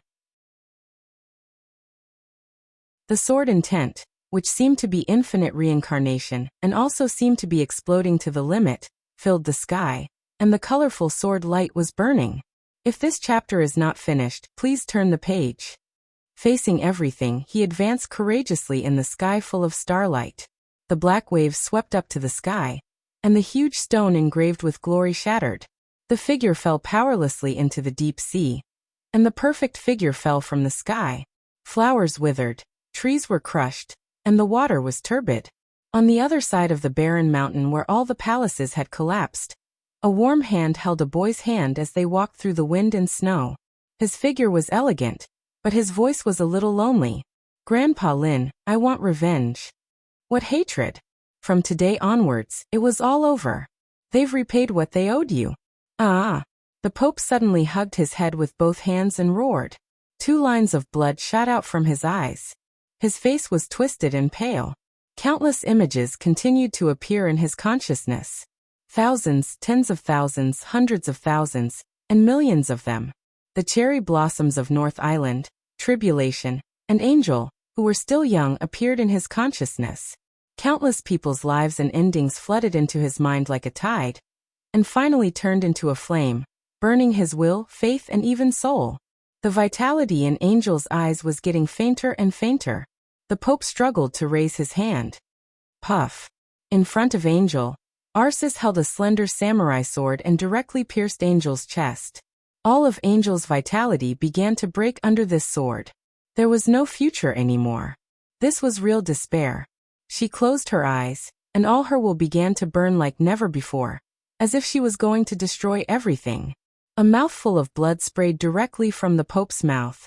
His aura quickly weakened, and even his raised palm began to tremble violently. He gasped hard, and his voice was rapid and hoarse. Purify, purify this heretic. The wind and rain were like knives. Outside the church, it was completely a hell-like charaba. Tribulation's figure moved straight forward in the air. One shadow after another began to condense around him. He was walking, and so was the shadow. The extremely cold and cruel killing intent was surging and boiling like a raging tide. Countless people in the Saint Warriors stepped on the air and flew up. Tribulation was moving. The shadow was also moving. The shadow, which perfectly replicated all of Tribulation's movements, was a machine specially designed for killing and survival. The strong wind and heavy rain rotated around the shadow, as cold as a blade. The raging fire went out. The thunder disappeared. The thick ice wall turned into powder in an instant. Blood flowed down. The broken bodies and pieces of flesh kept splashing. Tribulation's face was expressionless.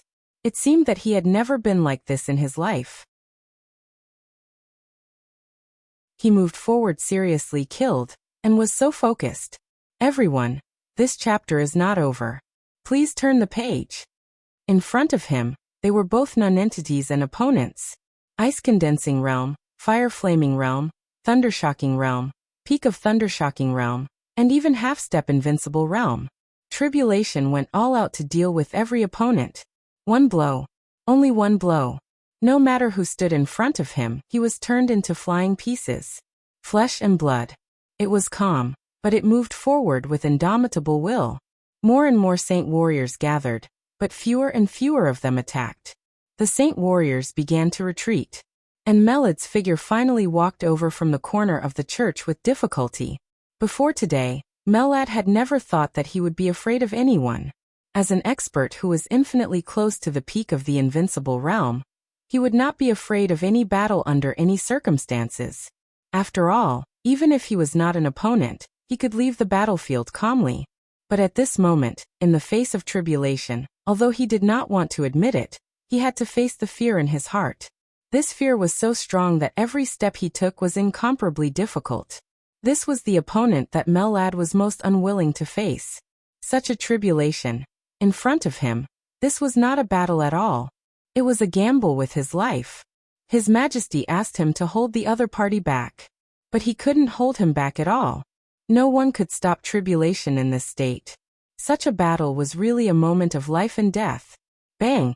There seemed to be something breaking in the church in front of him. An incomparably weak, but extremely sharp voice rang out. It was Angel's voice. You will all be buried with me. In midair, Tribulation suddenly raised his head. The shadows around him raised their heads at the same time. The wind and rain paused slightly in the air. The sharpness that was enough to tear the night sky suddenly burst out. Tribulation reached out his hand, and the shadows around him made their moves at the same time.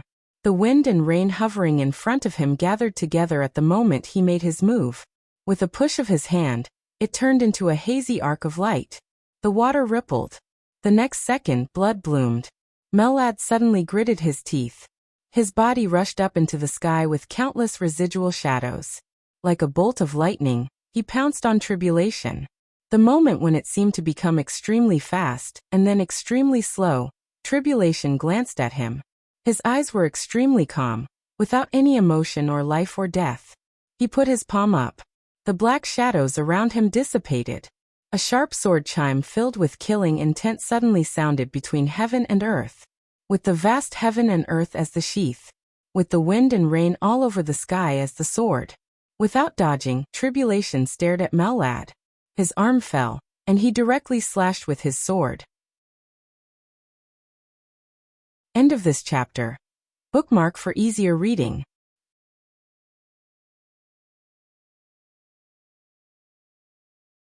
Chapter 576. There was no feeling that could describe this sword. Tribulation raised his arm, and wind and rain gathered silently. A sword with water light was unsheathed between heaven and earth. Before the sword intent was released, a fierce murderous aura had already rushed toward him. The sword formed by raindrops burst out with an incomparably bright light in an instant. The sword light leaped out of Tribulation's hand. Without a sound or presence. All the space in front of Tribulation was completely distorted, and then it was torn apart by this sword. The silent void spread straight with the sword light, moving forward. Countless afterimages completely merged with Melod's real body. The darkness swallowed him up, and the sword light followed. His figure was swallowed up by the void, and all his punches in the air were smashed into the void. The soundless punch suddenly roared in the silent nothingness. Melod's eyes were focused and solemn. His body kept shaking in the void, and the shadow of his fists with endless power instantly covered every inch of the darkness. A light shone in the silent and dark void.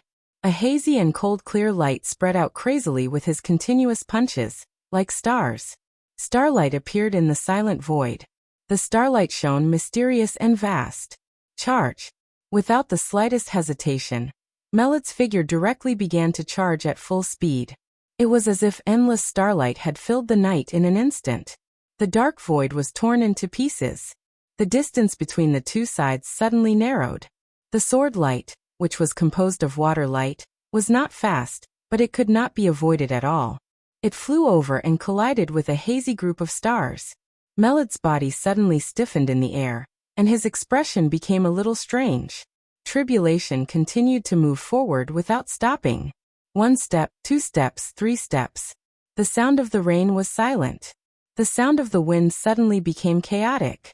In the night, as far as the eye could see, the air began to fluctuate wildly like a tide, and ripples appeared in the void and transparent space.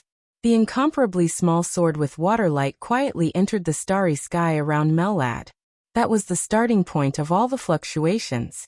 The hazy starlight began to extinguish as the rain swords advanced. The stars shattered and fell under the sword light. The small swords filled with water began to disintegrate in the starlight domain around Melad. The water droplets fell into nothingness, but they created a mighty sound wave. In the domain where the starlight had been extinguished, a raging tide rose up. The surroundings were silent. All the wind and rain in the world instantly formed a line and pierced straight into Melod's domain. The sword light, which was like water ripples, kept flying and diffusing, replacing the starry sky domain around Melad little by little. The continuous wind and rain were like a torrent, drowning everything in an instant. The sword light connected by the rain was still condensing. The completely dim starry sky domain directly exploded. With a loud bang, all the buildings in the church collapsed. Smoke and dust filled the air in the wind and rain. Blood spurted out, and Melod's figure shook violently. The string of sword light connected by the rainwater had become so thin that there was only a line left. The incomparably thin and weak sword light penetrated his body from the chest. Melod's entire body was blown away by the sharp and heavy force. In the air, his body was already full of bloodlines. His body fell to the ground and slid for dozens of meters on the muddy ground before he struggled to stand up. Covered in blood, he didn't even have time to look at the battlefield anymore. Without hesitation, he turned around and fled. One sword strike. With just one sword strike, he directly injured Melad, who was infinitely close to the peak of the invincible realm. Tribulation's aura didn't weaken at all. Instead, it became stronger and stronger. Tribulation, who was completely reckless, might have the weakest body among the invincible realm experts at this time, but in terms of attack power, he could almost be the best in the world. Tribulation continued to move forward. In front of the collapsed main hall of the church, smoke and dust were flying all over the sky. The rain fell again. This chapter is not over. Please turn the page. In Tribulation's sight, there seemed to be a white robe staggering away. A fire lit up in the church in front of him. A huge cross rose into the sky. The blood-stained white dress swayed in the wind and rain. But the blazing white flame was burning in the wind and rain. The flame swayed in the void, gradually went up, and swallowed Angel's body little by little. Arceus took Angel's body and flew higher and higher. His loud voice was accompanied by an incomparably strong and violent aura that swept through heaven and earth, majestic and indifferent. Heretics, you will all die here. Tribulation raised his head and looked at the raging fire burning in the air. Without hesitation, he strode forward. The raging fire hit Angel's figure, but her voice resounded through the night sky in an instant. The flames burned her body, but her voice was still calm and soft, with the solemnity and holiness of a chant, mighty and mighty. You all have selfish desires and have betrayed the Lord's way. In the future, you will definitely bear the fruit of sin. Deity's figure rushed through the ruins. The loud noise was still roaring. A large number of church buildings were collapsing and shaking. Several black shadows lined up straight in front of him. Tribulation's movements were getting faster and faster. A red radiance lit up without any warning. The figures in his sight were gathering rapidly. Silent, swift, fierce, and disregarding life and death. A large number of ruins rose into the sky. Under the ruins, a figure covered in a black cloak suddenly rose. The raging fire was burning in his hand. All the nearby metal was refined into an iron rod in the shortest time possible. The iron rod broke through the air and smashed down on Tribulation's head. Another wave of red light shone. The two red lights merged into one, and a domain with a strong sense of confinement rose out of thin air. More and more figures began to appear. He took a step forward. At this moment, Tribulation's movements had been extremely simple. The iron rod that shook the space was directly held by him with one hand. The metal began to melt and turn into molten iron. Before the molten iron fell to the ground, the storm-like attacks had directly fallen on the other party. The other party had no weapon in his hand, but there was no hesitation or defense in his every move. Tribulation was attacking. The other party was also attacking. The Lord is merciful, but he can't forgive your sins, because you have lost your way. The crazy attacks broke out to the limit in an instant. Tribulation didn't stop at all, and kept moving forward. But the violent attacks didn't tear the other party's body. When the attacks hit the other party's body, there was a fierce sound of metal colliding. Flesh and blood splashed out. His body was deformed, like a piece of flesh and blood supported by a large amount of metal, extremely ferocious and ferocious. Charge! Charge! Charge! Tribulation's front, back, left, and right constantly rushed up without any disguise. Everyone's body was constantly changing. You should pray and get inner peace. Even if the Lord is not listening, you can refuse the temptation of the devil. Bang! A loud roar suddenly sounded. Tribulation slowed down. The sharp aura on his body instantly became extremely heavy, as if it was in harmony with heaven and earth. Several black shadows merged with his real body. Tribulation's momentum continued to soar. In front of him, the skeleton that had been transformed by metal was getting taller and taller. Tribulation took a step and waved his fist. The space was completely broken in an instant. The fire lit up. The huge metal skeleton was completely shattered in one punch. The explosion with strong destructive power swallowed Tribulation's figure. The roar almost shook the whole city. There was a rapid and strong heartbeat in the aftermath of the explosion. Please turn the page if this chapter is not over. The thin and short black figure with a silver mask was like death walking out of the fire. The killing intent that seemed to be real rushed out with a strong sense of death. Another punch. The explosion sounded without any suspense. In the huge explosion, Tribulation's body shook. Tiny metal fragments had penetrated his body. Blood kept flowing, but Tribulation's momentum did not decline at all. His aura was still rising, as if it would never end. You stare at hell, and hell stares at you. The domain with red light began to shrink slowly.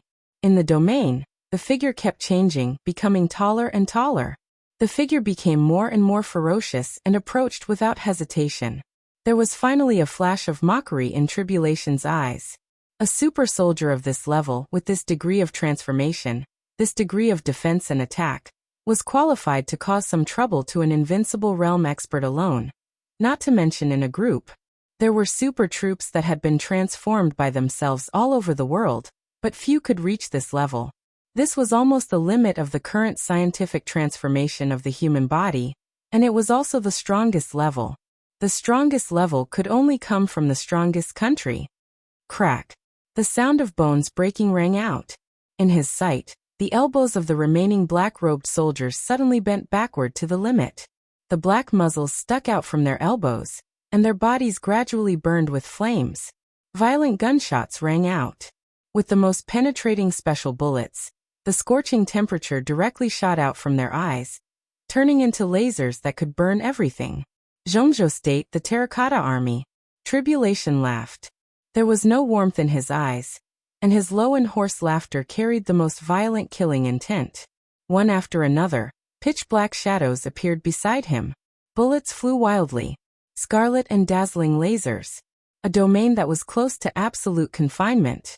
Such tacit cooperation. Such a terracotta army was not a temporary elite at all. It was a complete terracotta army, a complete team. Azure Dragon would not appear here. Black Tortoise would not appear here. Vermilion Bird would not either.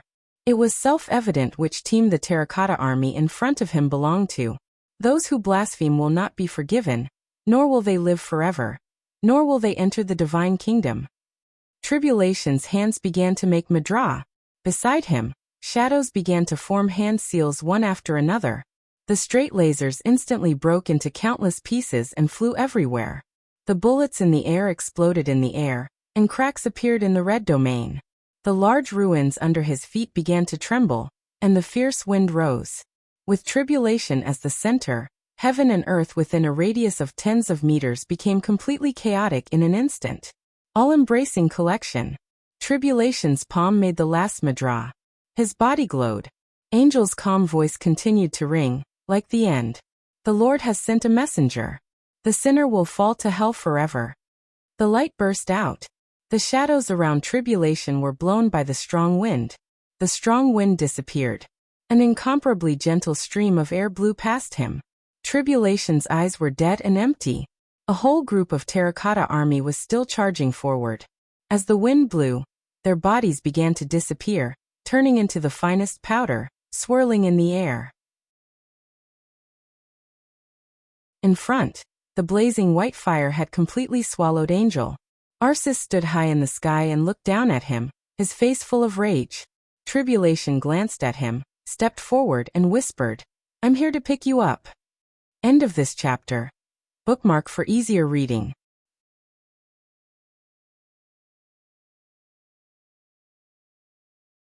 Chapter 577.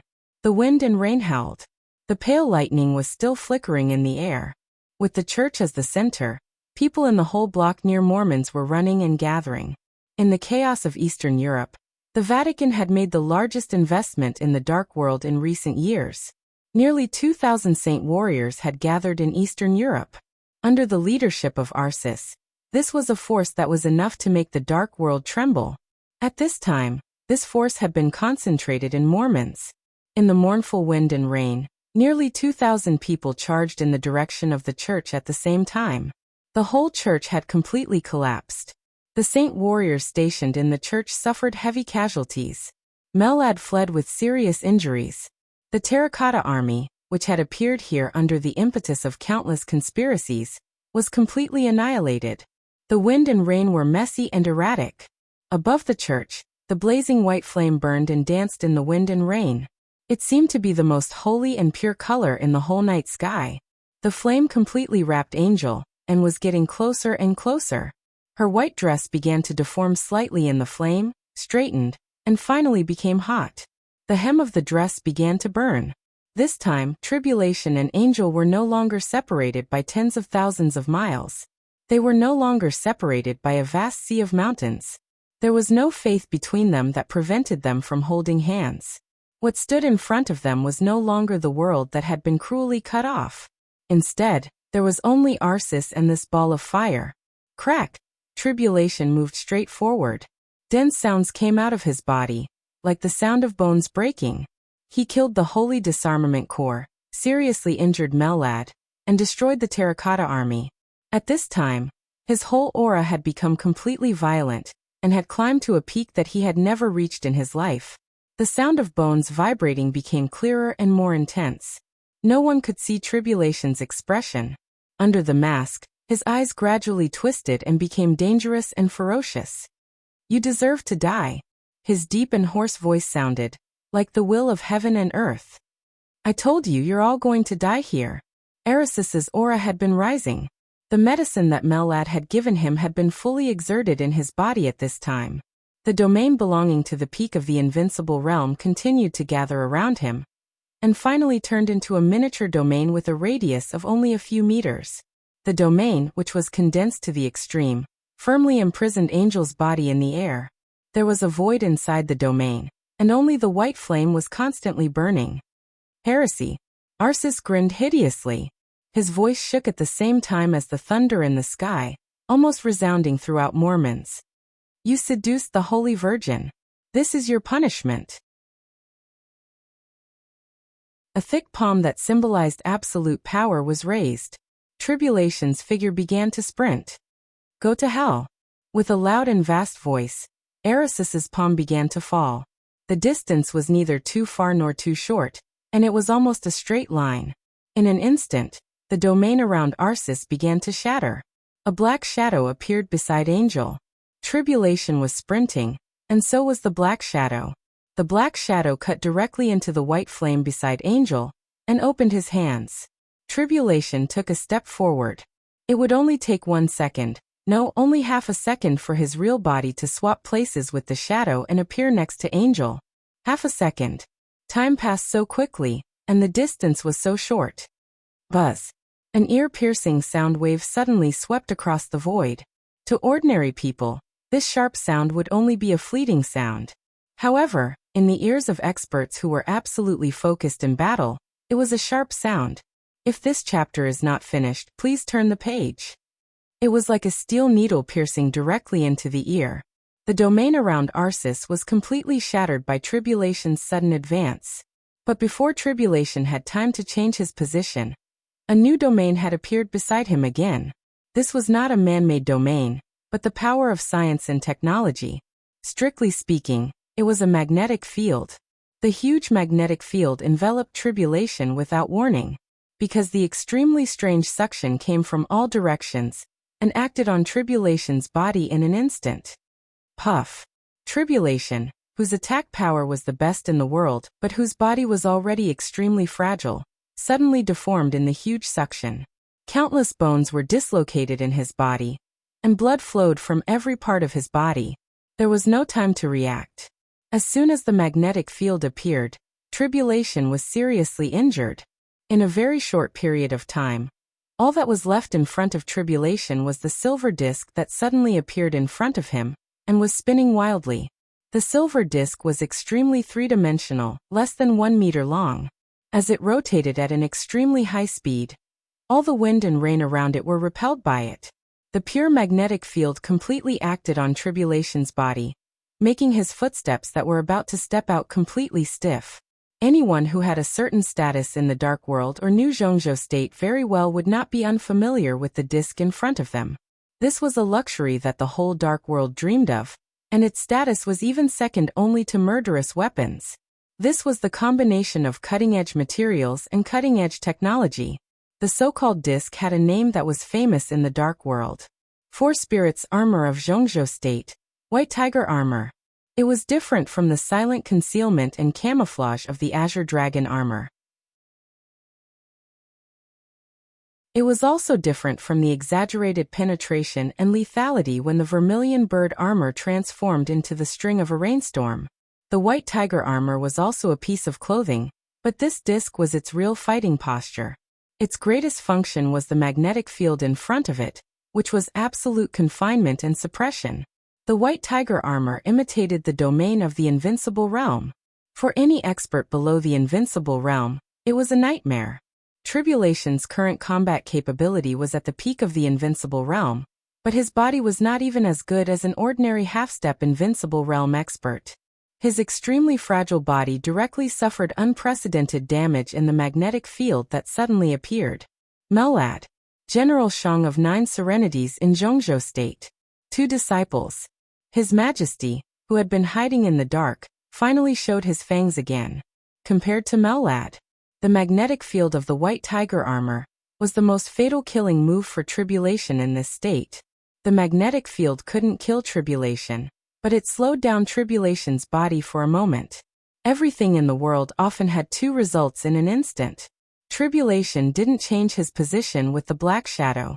His body suddenly fell down in a violent and dense crisp sound. Arceus's palm fell on Angel's head. Absolute power, a full blow. Get out. Ah, no. Under the wind and rain, a wail like that of a wild beast that had completely lost its mind suddenly sounded. The majestic and fierce voice of General Abysmal kept ringing for a moment. Situanjia, do you know that Zhongzhou state has? Get out. Tribulation's falling body suddenly stopped. Thick darkness spread out. In an instant there were black shadows everywhere under the night sky. Countless black shadows filled the magnetic field, and the huge darkness suddenly covered the disk. Bang!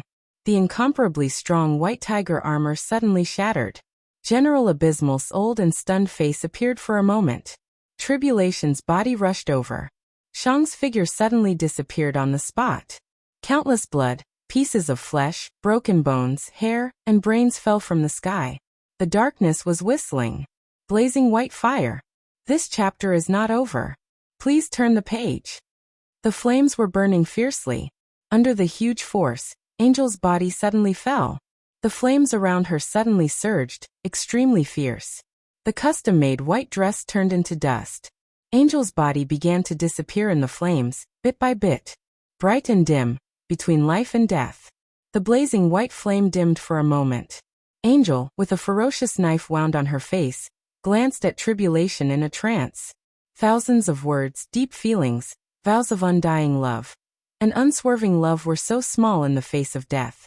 But Angel's final will rushed out at the moment of life and death. Their eyes met in the moment of life and death. The surrounding heaven and earth instantly changed color. The darkness began to disappear gradually. The wind and rain stopped. The sun appeared in the polar night, and the whistling cold wind began to warm up. The flat and soft ground extended forward, and at the end was a sea. The sea was vast, and the mountain vaguely appeared in the line between the sky and the sea. The sun of the North Island jumped under the cherry blossom tree, and the cherry blossom petals flew in the air, danced, and fell. A young and inexperienced yet incredibly pure girl walked toward her. Are you from the North Island? Oh, Zhongzhou State. I haven't been there yet. My name is Ariel, from Italos. You like cherry blossoms, too? You can take me with you. Can we really meet again? I'm sorry. Countless cherry blossoms fluttered and almost covered the whole sky. The holy girl got closer and closer. Her voice sounded as if it was far away. Take me away. Tribulation stood quietly in this world. He watched her figure approach him, open her hands, and then gradually melt. With a fragrance, she melted in his arms. The world began to dim. The ocean was roaring. The warmth gradually became cold. Darkness came. The wind and rain gradually subsided. But the cherry blossoms all over the sky were still fluttering. Tribulation raised his head in a daze. In front of him was Arsis, who was exuding monstrous killing intent. Shang's broken body fell. There was a cherry blossom tree beside him. Reality and illusion began to converge at one point. The silver-white flame in the air had begun to dissipate. Angel had disappeared. Only countless fine ashes fell along with the rain, incomparably gentle, incomparably sentimental, as if it was the final farewell. She didn't have time to say anything to him. She didn't say anything. Tribulation's body fell to the ground. He reached out his trembling hand, trying to touch the ashes in the air. The cherry blossoms fell in front of him, covering everything. His trembling eyes and trembling hands gradually became stable. Tribulation watched quietly. Time seemed to pass in a flash, but also like 1,000 years. In the near-eternal haste, the warmth gradually began to disappear. The sky over the cherry blossoms dimmed silently. The last cherry blossom fell in front of him, fell and disappeared, leaving no trace. Tribulation was motionless, silent as a statue. The world was empty. All the warmth in his heart began to disappear with the falling cherry blossoms, leaving no trace.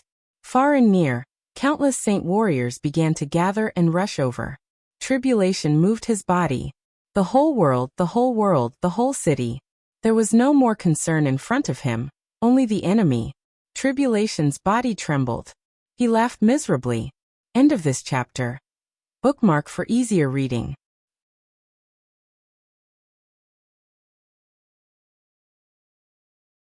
Chapter 578.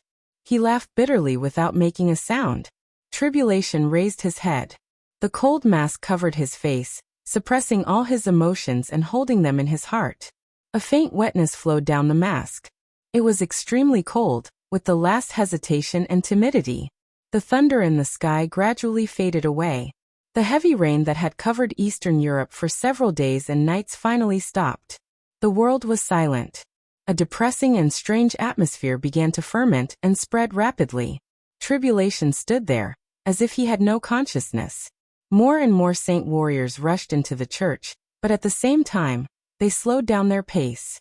Figures began to gather and surround the church. Layers of saint warriors moved forward quietly, as if they were afraid of waking up something. Arsis had landed on the ground at some point. His body was quietly tense. He looked at Tribulation without speaking or making a move. At this moment, the rising momentum of Tribulation had completely disappeared. He was standing there, but it was like a touch of darkness that could be seen everywhere in the night sky. It was natural, as if he did not exist at all. Arisis's reason wanted him to take action directly, but his inner intuition kept urging him to retreat. The faintly discernible danger quietly surrounded the whole church, and the source of the danger was Tribulation, who was in a daze. The sun and darkness coexisted in the sky. Reality and illusion seemed to have completely merged together. The temperature was so cold. Standing here, Tribulation could clearly smell the fragrance of flowers from North Island. The cherry blossoms fell. An angel's figure completely disappeared. Tribulation reached out in vain, as if he wanted to catch the floating ash in the air. But the night sky after the rain was clear and cold. The world seemed transparent and so fragile that it made people desperate. There was nothing left. After all, there was nothing left. The past came like a tide and went away with the wind. Tribulation had thought of many possibilities and fantasized about charging many times. The two young men and women, who had met for a short time but had made their souls intertwine, met again. They either loved each other and killed each other with a clear distinction between life and death, or told each other affectionately, or had no choice in Jianghu. Or, these fantasies had appeared in Tribulation's mind again and again. However, as time passed year by year, in the long time that could almost make people let go of everything, they had never seen each other again. Until this year, until tonight. There was no clear distinction between life and death, no affection, and no helplessness. The man and woman who missed each other didn't even have time to say a word after many years of separation. Just a glance. Life and death had so cruelly separated them into two different worlds. Tribulation's heart was completely empty, and there was only despair. "I can't take you anymore." Tribulation's voice was erratic and weak. As the night breeze blew past, it seemed to carry the floating ashes with it. Tribulation took off his mask. The mask, which was mixed with many special alloys, turned into dust in his hands. His face was deathly pale and lifeless, carrying countless joys and sorrows. It was extremely miserable. He slowly turned around and looked at Arsis. Why? At this moment, Arsis almost instinctively wanted to turn around and escape. The malice and danger that had always lingered in the night almost turned into a substance and shrouded him. The murderous intent that filled the sky seemed to be emitting a wild laughter filled with the smell of blood. It was like a nightmarish strangeness and coldness that entangled him crazily. Tribulation's eyes were dark. But Arsis saw countless life and death in his eyes. There was sunlight, darkness, cherry blossoms, and the sea in those eyes. In the end, they became dark and empty. Tribulation didn't realize that he had changed. All the changes had long been meaningless. He wanted to become stronger just because he wanted to enter the Holy Land and bring his woman out of the most heavily guarded place in the world. Now he might have been able to do this, but the woman he wanted to bring back had become a handful of ashes in the air. All the reality had become an illusion. Tribulation tilted his head. Tilting his head, he looked at Arsis and said softly, "Speak." His voice was so weak, so weak. Arsis suddenly took a step back and roared, "Heretic, this is what you deserve." He raised his arm and suddenly said, "Kill.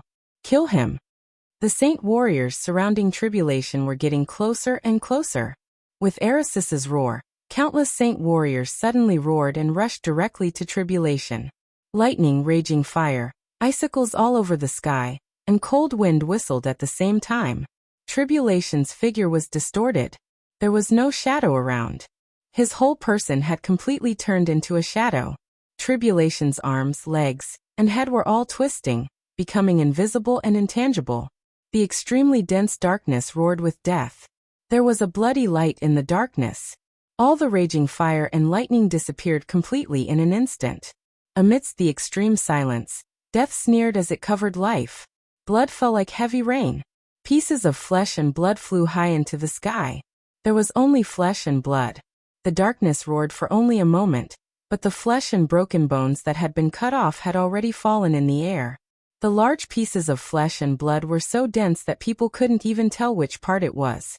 The black shadow passed through the dead crowd and appeared in front of Arceus.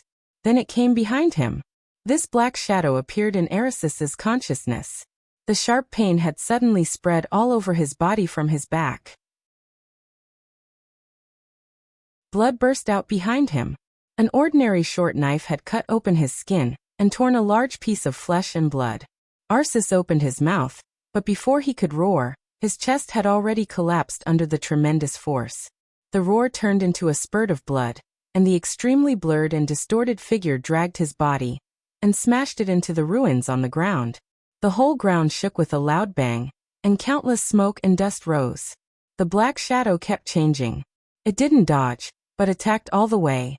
Unimaginable power with absolute explosive force fell on Arceus at the same time. Countless saint warriors were still charging forward. At the moment of the loud noise, they subconsciously turned their heads. Before the sound in that direction had died away, Arceus had been hit in another direction. Arceus's mind was completely blank. At this moment, he finally confirmed that it was not because Tribulation's body had turned into a ghost and could completely twist. It was because it was fast. Tribulation was too fast. This kind of speed had completely exceeded the reaction speed of the human body in an instant. Arceus wanted to fight back, but countless attacks fell on him, and he couldn't realize what the other party was doing. Because he couldn't see clearly, countless attacks broke out at the same time. Arceus's physical injuries continued to worsen, but he just couldn't see what Tribulation was doing. It wasn't until this moment that Arceus felt panic in his heart. Tribulation was an assassin. To some extent, Rothschild's martial arts were also inclined to this kind of speed and explosive assassin's way. As an old enemy, Arceus was completely an expert in dealing with this kind of opponent. He had fought with Paul of Rothschild, and Paul's combat capability was already at the peak of the invincible realm in King Tong's domain. But Paul in that state was completely inferior to the current Tribulation. He was far inferior.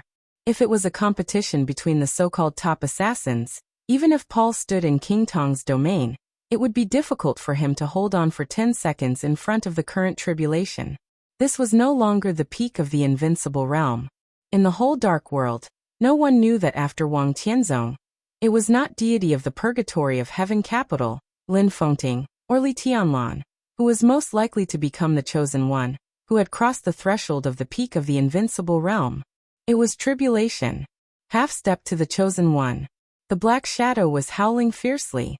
The darkness kept surging. Arceus's huge body was completely in Tribulation's belt. He kept moving. He didn't dodge. There was no way to dodge. He was being beaten, and he could only be beaten. Countless forces were surging and attacking his body. At this moment, the speed at which his body was sent flying by Tribulation had almost exceeded the speed at which he burst out with all his strength at his peak. The ruins of the whole church kept shaking. The solid statue, the collapsed hall, the thick pillars, the messy crowd, and the attacks were everywhere. Wherever the black shadow passed, anything that stood in front of him was directly smashed in an instant. Blood sprayed all the way. Arceus's consciousness finally made him let out a roar, but the roar was instantly drowned out. It became weak and miserable. The strongest domain of the invincible realm of the church seemed to appear for a moment, and then it was broken in an instant.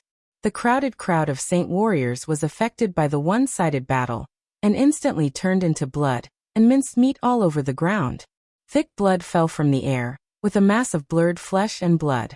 One of Arceus's eyeballs was dug out by Tribulation and thrown to the ground. But when the scream rang out, Erisis's figure had already appeared in another direction. There was no mighty change in the sky and earth when the experts at the peak of the invincible realm fought. There was only an unimaginably fast speed and strength. No one knew if Arsis was fighting, and no one was even sure if he had fought back. The so-called domain, the so-called power, and the so-called number one in close combat in the world were completely crushed in front of the black shadow. Only blood kept flying out, and the screams were continuous. Countless saint warriors crowded uneasily, and finally stopped in the increasingly miserable and frightened screams. Everyone had a blank look on their faces. It seemed that no one had ever thought that Saint War Angel Arsis, who had supported the development of the Vatican for many years, would be treated like this one day. Fighting? This was a complete torture. Arsis finally gave up the intention of fighting back, and began to run away with all his strength. He didn't even care about what was in front of him and behind him. He was running like a headless shadow. The black shadow had always been around him. Blood fell from the air. In the scream from high to weak, thick fingers with blood fell to the ground. Hair, eyeballs, teeth, and arms. One by one, the parts were thrown down from the air. The saint warriors in the last row had begun to retreat quietly. Rip! There seemed to be the sound of rags being torn. Erisis's screams had become extremely hoarse. An extremely tall but bloody red figure fell to the ground. As soon as his figure fell to the ground, it began to bounce on the ground. The twisted black shadow gradually became clear. He seemed to be carrying a bag in his hand. All the saint warriors took a step back at the same time. Everyone looked at Tribulation with endless fear in their eyes. The bloody figure fell at Tribulation's feet and kept twitching. No one could tell that it was the once arrogant Saint War Angel. In everyone's eyes, it was just a bloody monster. The real Saint War Angel was being held in Tribulation's hand. Countless drops of blood fell from his hand. It was a piece of human skin. The human skin that belonged to Arsis. Tribulation reached out his hand. The cold wind was like a knife, condensing in his palm.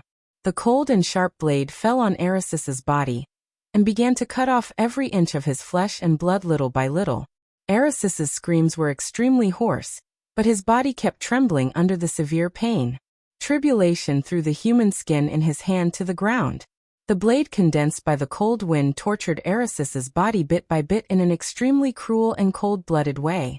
Tribulation cried out, like a loser who had lost his whole life. "You!" He looked at the saint warriors in front of him, trembling and crying. "Go to hell." Apex.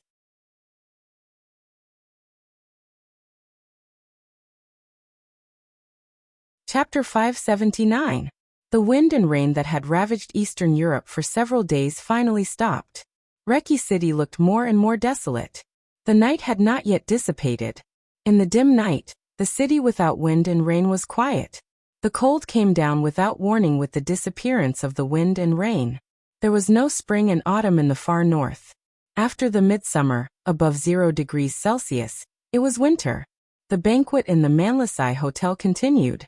That night, dozens of wealthy families in Eastern Europe gathered here. Behind the huge transfer of interests represented the changes of the situation. This was an incomparably huge stage. Everyone was dancing on the stage, looking for their own position.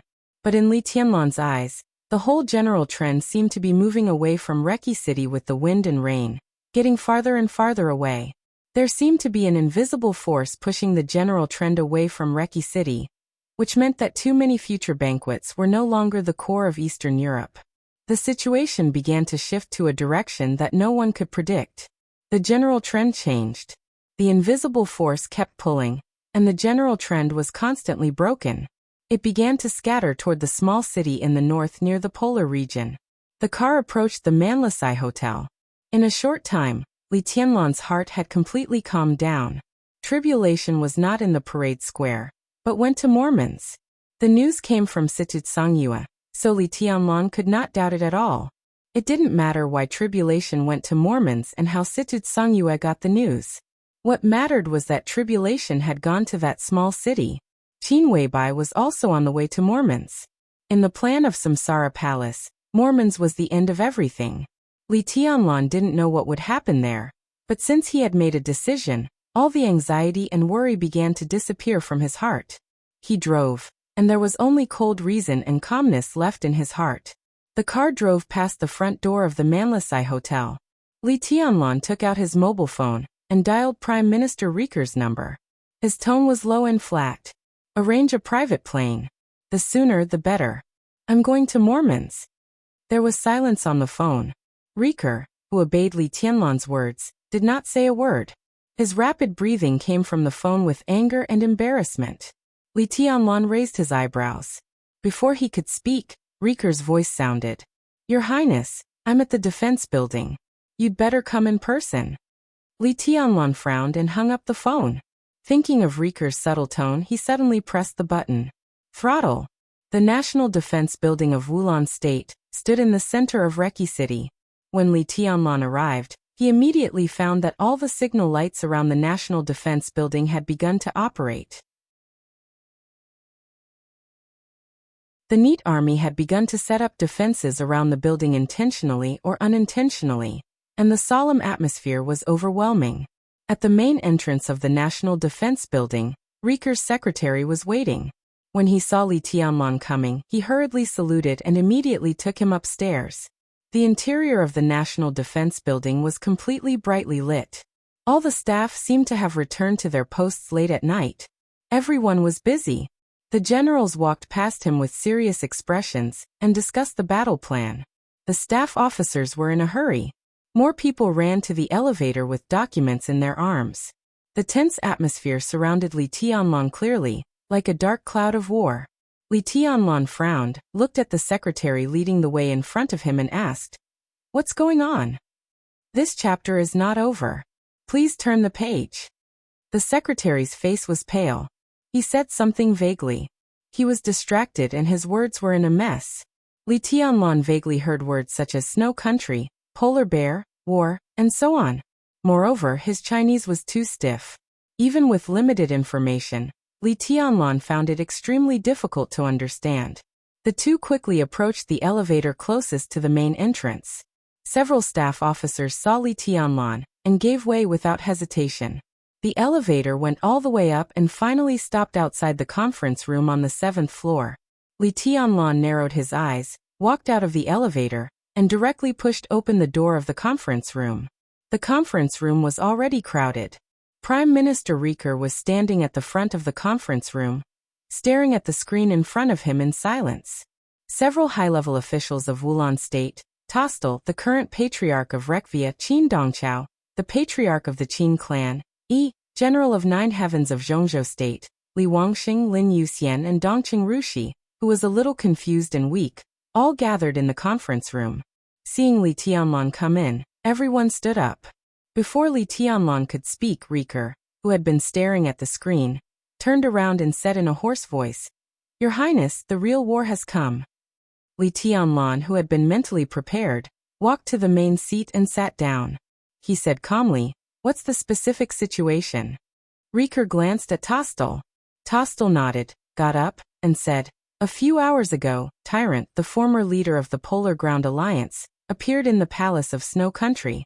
In less than an hour, Snow Country began to declare war on all the dark forces in Eastern Europe. Tyrant was appointed as the chief marshal of the military of Snow Country. The branches of the Arctic Army have wiped out 6 small and medium-sized dark forces in the process of mobilization. At the same time, Snow Country blocked all airspace. Now look at their movements. Whether it is the Arctic Army or the Bear Army, their destination is Mormons." Mormons. It was Mormons again. It was Mormons. Li Tianlan's heart was pounding. He nodded expressionlessly and said, "Go on." As soon as Tyrant's appointment was confirmed, Snow Country had held a temporary war conference among Eastern European countries. In the shortest time, more than 9 countries had made it clear that they were willing to advance and retreat with Snow Country to protect Eastern Europe. Li Tianlan suddenly sneered. Whose Eastern Europe is Eastern Europe? There were many countries in Eastern Europe, but in the capitalist world, everything belonged to capital, not people. And capital belonged to the wealthy families. Whose Eastern Europe was Eastern Europe? This is the root cause of the war. Qin Dongqiao said slowly. He stood up, walked to the screen, and reached out to tap the screen. The map of Eastern Europe on the screen lit up, and the territories of each country appeared clearly in front of everyone. The map was completely red, as if the color of blood was flashing gently, with the smell of death. Your Highness, as you can see, now almost all of Eastern Europe is a battlefield. Many countries have stood in the camp of Snow Country, and even attacked their own wealthy families. The wealthy families attending the banquet here tonight are the first targets of the camp of Snow Country.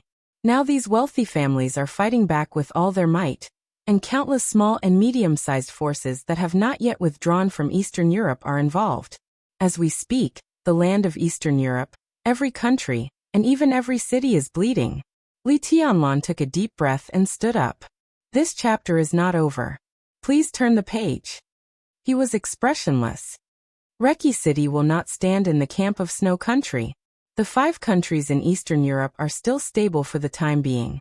As for the Qin clan, Bayou State can also stabilize the situation, but it can only stabilize the situation. 9 countries have expressed that they are in the camp of Snow Country. As for now, no one can say for sure if there will be more. But they have formed a military alliance in the fastest time, and blocked the 5 countries in Eastern Europe. 40 minutes ago, 2 cruise planes of Wulan State were shot down over Collins City. It is no exaggeration to say that now the planes of Wulan State, and even the 5 countries in Eastern Europe can't fly out of the airspace of the 5 countries at all. Li Tianlan was silent for a while. He glanced around the conference room and suddenly asked, "The key point is in Mormons?" "Yes, I have contacted the intelligence system of the Lin clan and the Samsara Palace. Although there is no definite evidence, it is almost certain that Snow Country has had in-depth cooperation with the Vatican. Now that Tyrant has returned, once he leads the Polar Ground Army to cooperate with the Holy Disarmament Corps led by Arcis of the Vatican, they can take over the Polar Ground Alliance again in the shortest time, and gather most of the forces of the Polar Ground Alliance. At that time, they will have an army and a master. In terms of top combat power, they will have Tyrant and Arcis. This kind of strong force is enough for them to destroy all the dark forces in Snow Country." Lin Yoxian's tone was calm. Li Tianlan looked at the map in front of him with cold eyes. "Wipe out the interior of Snow Country, and then march into Im?" he asked suddenly. Dongqing Rushi frowned slightly, and wanted to say something but stopped on second thought. Li Wangxing had already said directly, "If these 2 forces cooperate, the Arctic Ocean Command can't stop them." Li Tianlan nodded. "As soon as Im was broken, all 5 countries in Eastern Europe would be exposed to the fangs of Snow Country and the Vatican. If Snow Country and the Vatican were allowed to enter the 5 countries in Eastern Europe, all the situations created by Zhongzhou State here would collapse. The signed agreements and huge profits would also turn into nothingness. Now all the wealthy families in Reki City would end up ruined. The influence of Zhongzhou State in Eastern Europe would completely disappear, and this land would be completely ruled by Snow Country. The most important thing was that this plan, which sounded crazy, was completely possible to succeed. After all, Snow Country was also one of the dominant countries in the world. As one of the most powerful superpowers in the world with the combination of elite troops, powerful armaments, a large number of masters and invincible realm experts, it was enough to overturn all situations. No one had expected that Snow Country, which had been extremely silent in the chaos of Eastern Europe, would suddenly launch a counterattack so fierce and abrupt. The good situation had become precarious under Snow Country's attack. "Snow Country, Mormons, the Vatican," Li Tianlan muttered to himself and suddenly said, "Prepare the car. Let's go to Mormons." With the airspace blocked, the only way to go to Mormons was to drive. The ground was full of battlefields at this time. Lin Yuxian was stunned. Dongqing Rushi opened her mouth. Li Wangxing and he looked at each other. Everyone had helplessness and bitter smiles on their faces. It was easy to find a car. But now that the Snowdance Corps was imprisoned by Wang Tianzong, where could they find people? Everyone was looking at Li Tianlan. In the face of the final counterattack and malice of all of Eastern Europe, Li Tianlan looked extremely calm and said lightly, "When has Zhongzhou State ever been afraid?" End of this chapter. Bookmark for easier reading.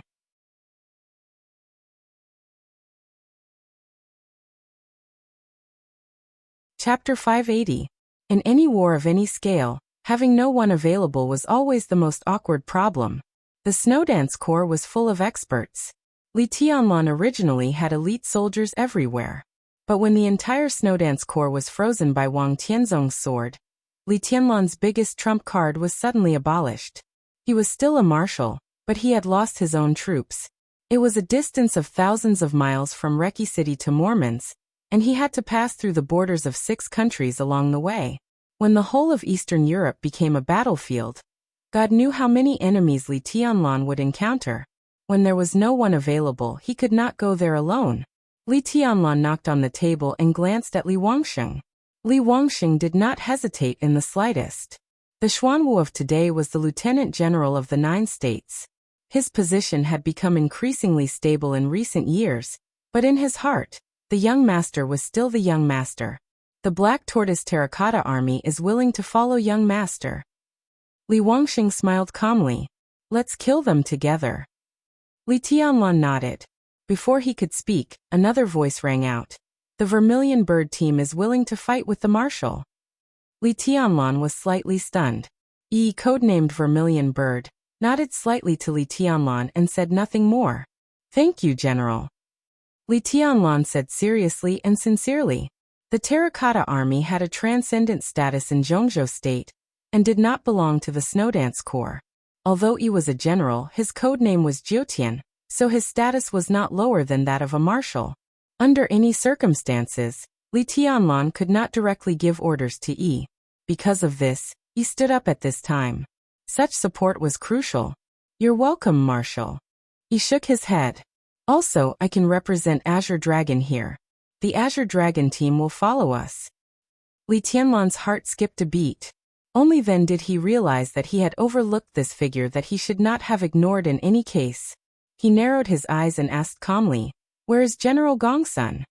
He glanced at him. His eyes were a little strange, but his answer was extremely calm. Mormons. Li Tianlan's heart suddenly shook. The atmosphere in the conference room suddenly became a little subtle. The appearance of the tyrant, the movement of the polar bear army, the war in Eastern Europe. After the storm, the core of the entire Eastern Europe was converging toward Mormons. Now that Gongsun Qi was already in Mormons, did it mean, to some extent, that Zhongzhou State was not completely passive in this sudden chaos? Marshal, there's something you said just now that I deeply agree with. Yi's tone was calm and steady. The current situation is indeed terrible and sudden. But have we, Zhongzhou State, ever been afraid? Li Tianlan suddenly clenched his fists, and his eyes fell directly on Qin Dongchao. Before he could speak, Qin Dongchao said directly, "Time is short, and the number of people that the Qin clan can mobilize is limited.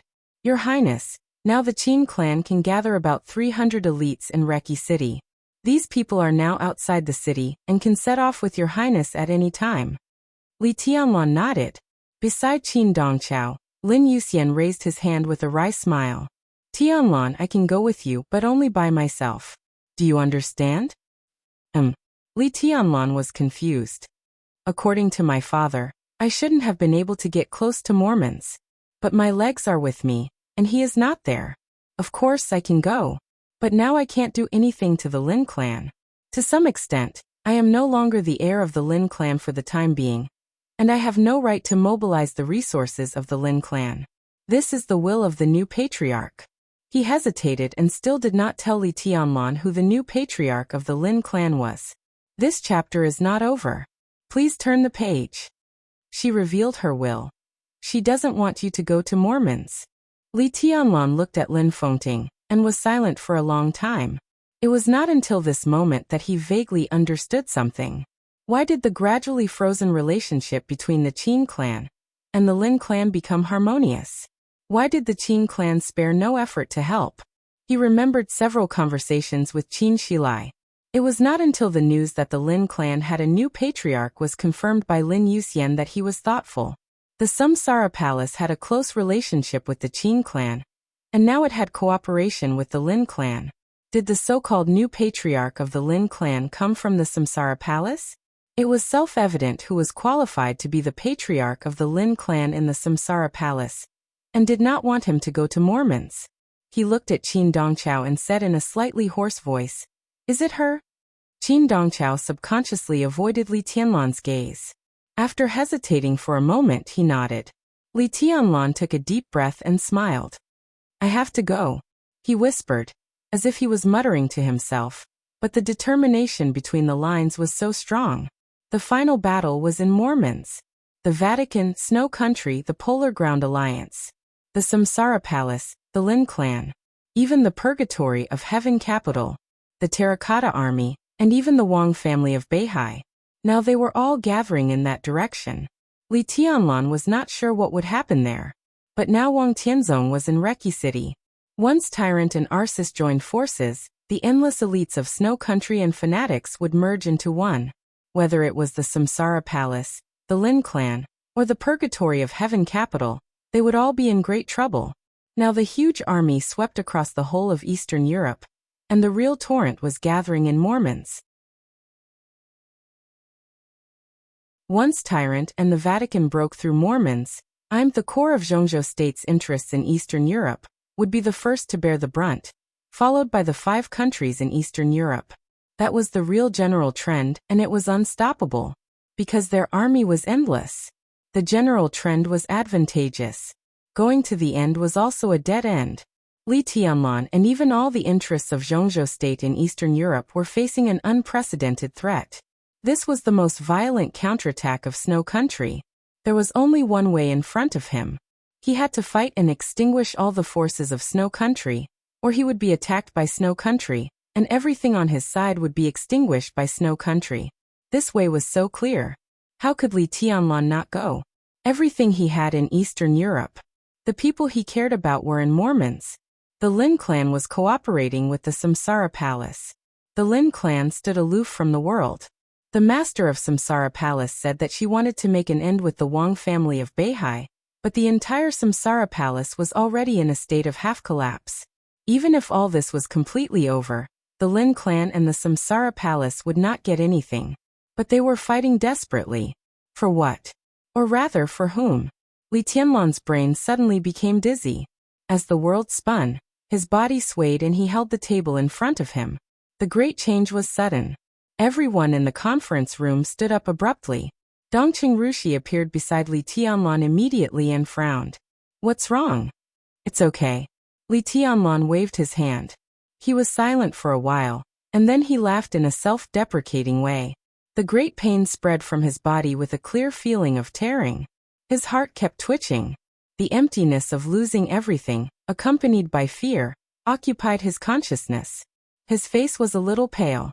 Li Tianlan finally realized what he had ignored, or what those emotions were that had been erased by an invisible force. This chapter is not over. Please turn the page. That was reluctance. It was unforgettable reluctance. Li Tianlan, who had always felt that he was very sober, realized that he had indifferently let Qin Weibai and the master of Samsara Palace go to Mormons. When he knew that it was about to become the place of the final battle, he asked Qin Weibai and the master of Samsara Palace to go to Mormons. There was worry and uneasiness in his heart, but this emotion seemed so insignificant in his calm heart. It turned out that it was not insignificant, but that he had subconsciously ignored it. Hypnosis. Li Tianlan clenched his fists. His consciousness was perfect now, and it was impossible for him to be hypnotized. The only explanation was that the hypnosis this time, whether it was Qin Weibai or the master of Samsara Palace, could not have erased some of his emotions in the past few days. Not even in the past few years.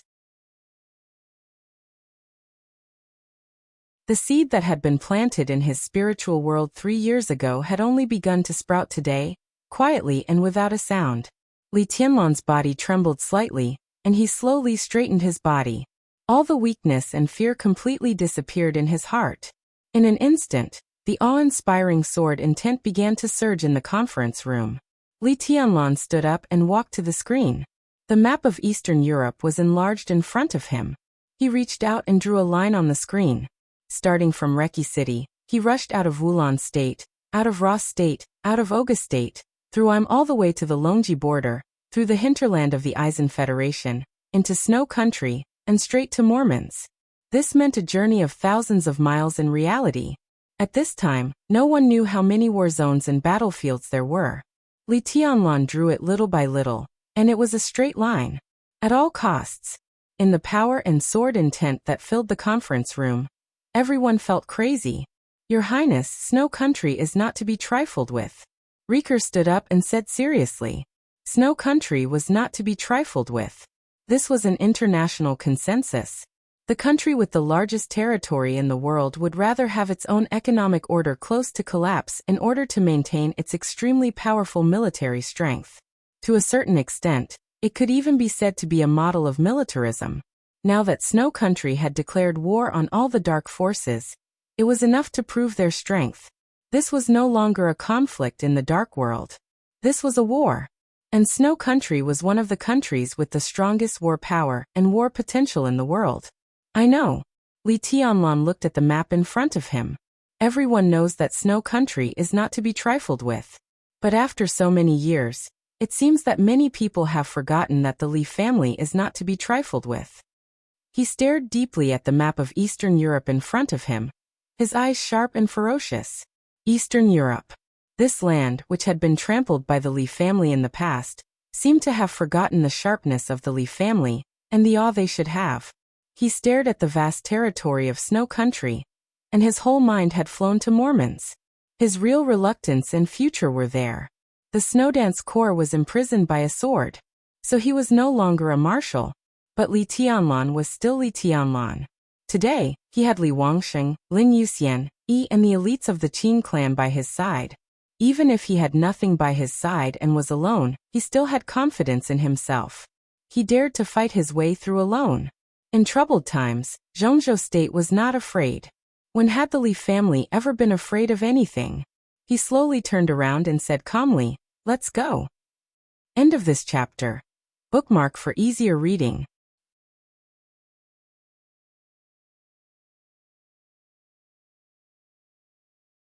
Chapter 581. It was afternoon in Yuzhou when they received the battle report from Eastern Europe. The atmosphere in the Bai family's manor was harmonious. Bai Qingqian came to Yuzhou from Guangdong to attend a meeting held by the cabinet, while Dongqing Qiuqi went to Yuzhou to talk about a project. Dongqing Wudi did not go to the army headquarters.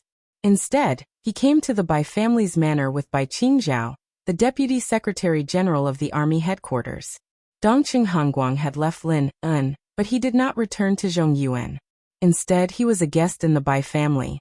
This was a rare scene over the years. The giant group had always been a little loose. In recent years, as the leaders of the giant group, although the Bai family and the Dongqing clan could still maintain the same general direction, the cracks in private had become more and more obvious. It was all mediated by the Zhou family. The root cause of the gradual alienation of the two families was nothing more than the worsening relationship between Bai Qingqian and Dongqing Wudi. But recently, the relationship between Dongqing Wudi and Bai Qingqian had gradually warmed up. In addition, Dongqing Wudi held a post in Yuzhou. The relationship between the two families began to gradually ease, and they visited each other more frequently. Dongqing Qiuqi and her mother were making dumplings in the kitchen. In the living room, Bai Zhanfang, Bai Qingzhao, Dongqing Hongguang, and Dongqing Wudi were chatting.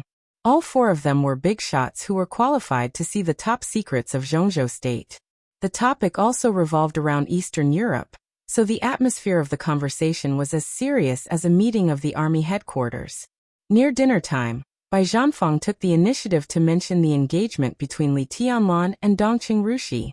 After the war, the news that Li Tianlan did not take care of the Snowdance Corps, but took Dongqing Rushi to get a room had now spread widely among the upper class of Zhongzhou State.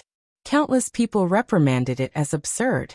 But specifically, inside the Dongqing clan, everyone was smiling, and the engagement had begun to be put on the agenda.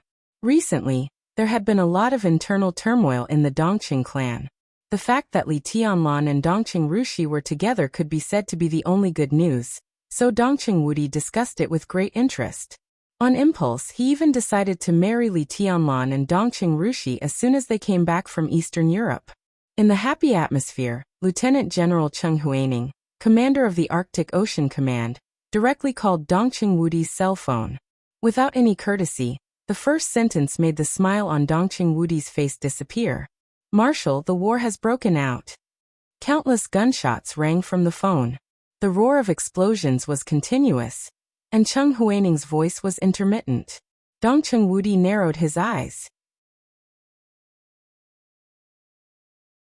At this moment he who had been smiling had become a little strange to everyone, including Dongqing Hanguang.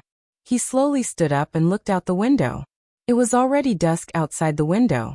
The afterglow of the setting sun illuminated the sky, and the white clouds in the sky seemed to be burning. The setting sun was like blood. Dongqing Wudi said calmly, "Where are you?" "I'm Eastern Europe, battlefield." The signal seemed to be jammed, and intermittent messages kept coming. "Arctic Ocean 6 bases attack. Snow Country. His Highness Tianlan. Snowdance Corps is imprisoned." Dongqing Wudi listened quietly and tried to distinguish the information.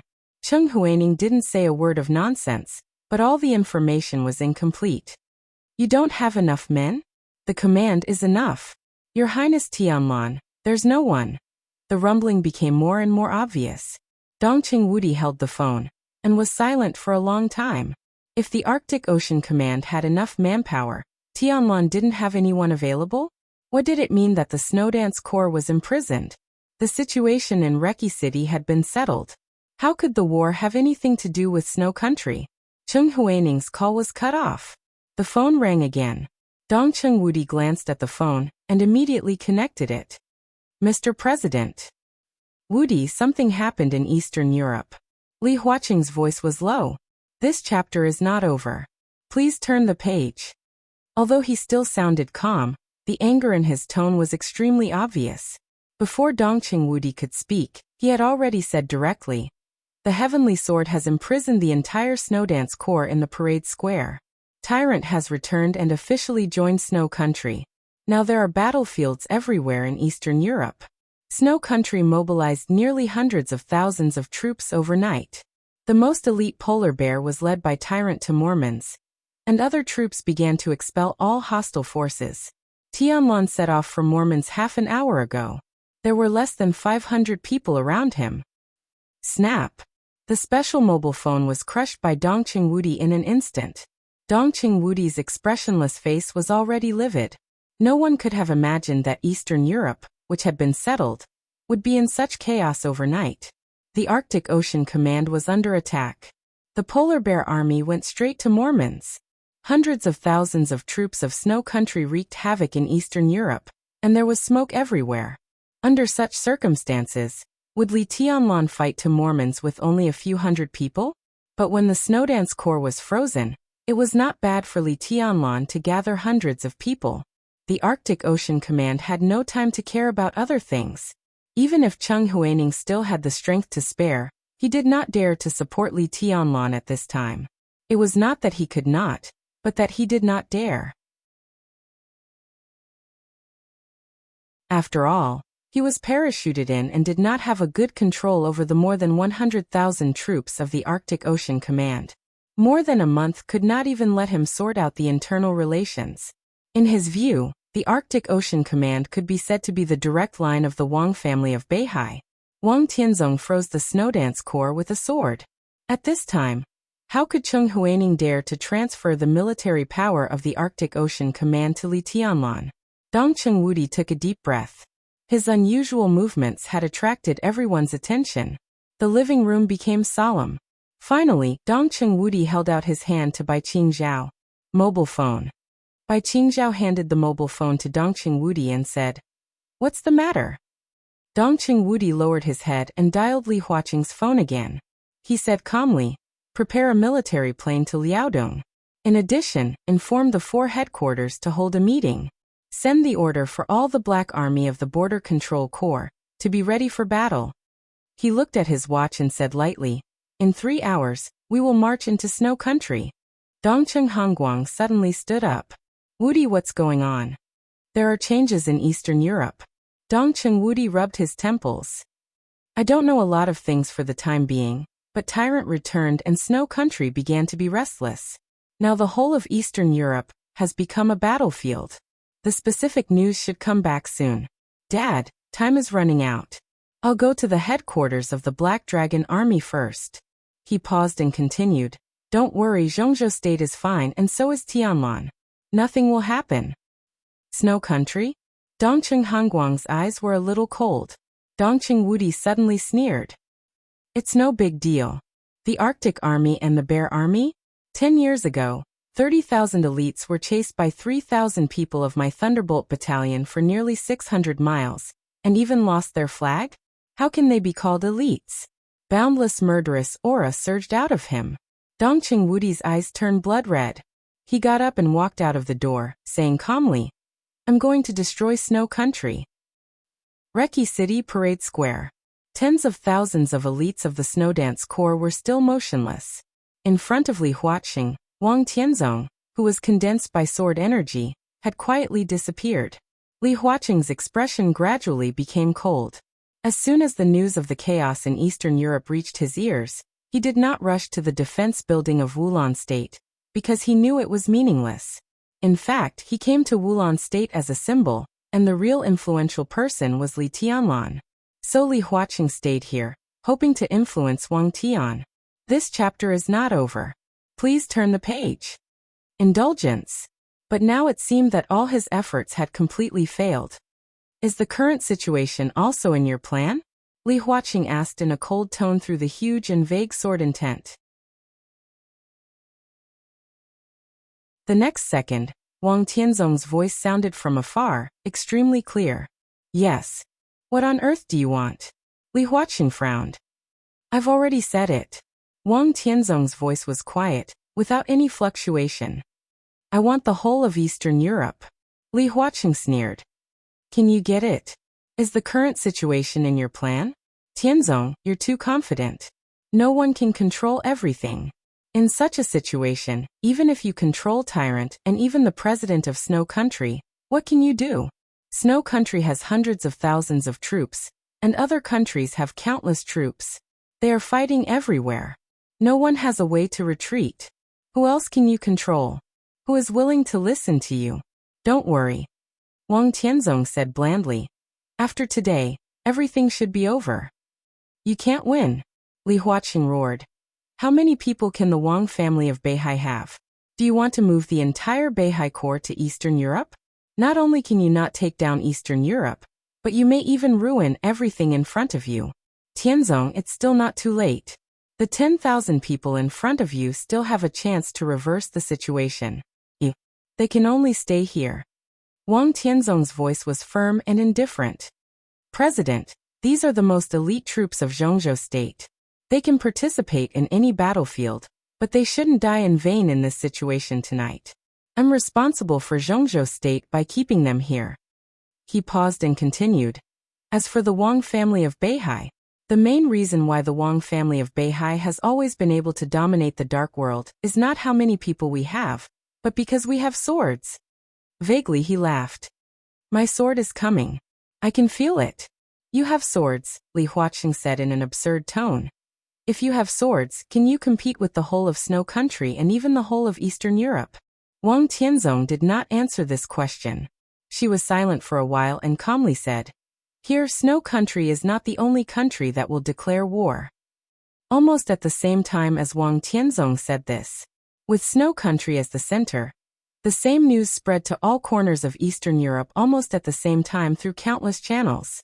The Wang family of Beihai, which had been operating in Eastern Europe for many years, almost used all its trump cards at once.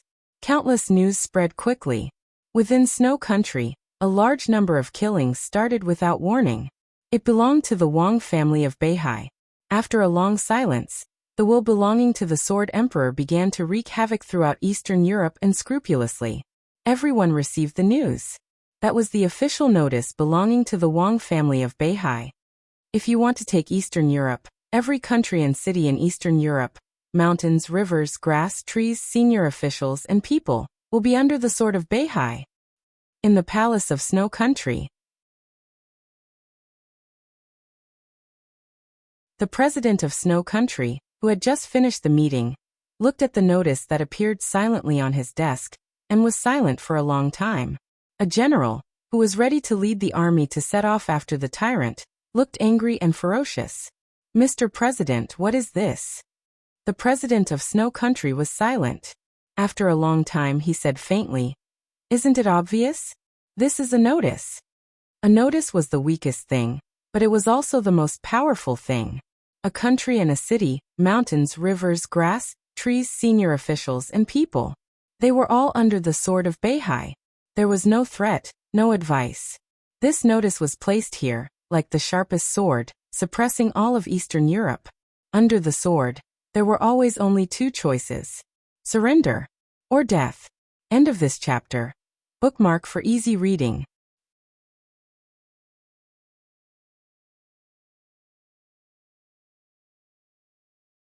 Chapter 582. The darkest part of the polar night was also the time when the killing was the fiercest. The entire Mormons had completely turned into hell.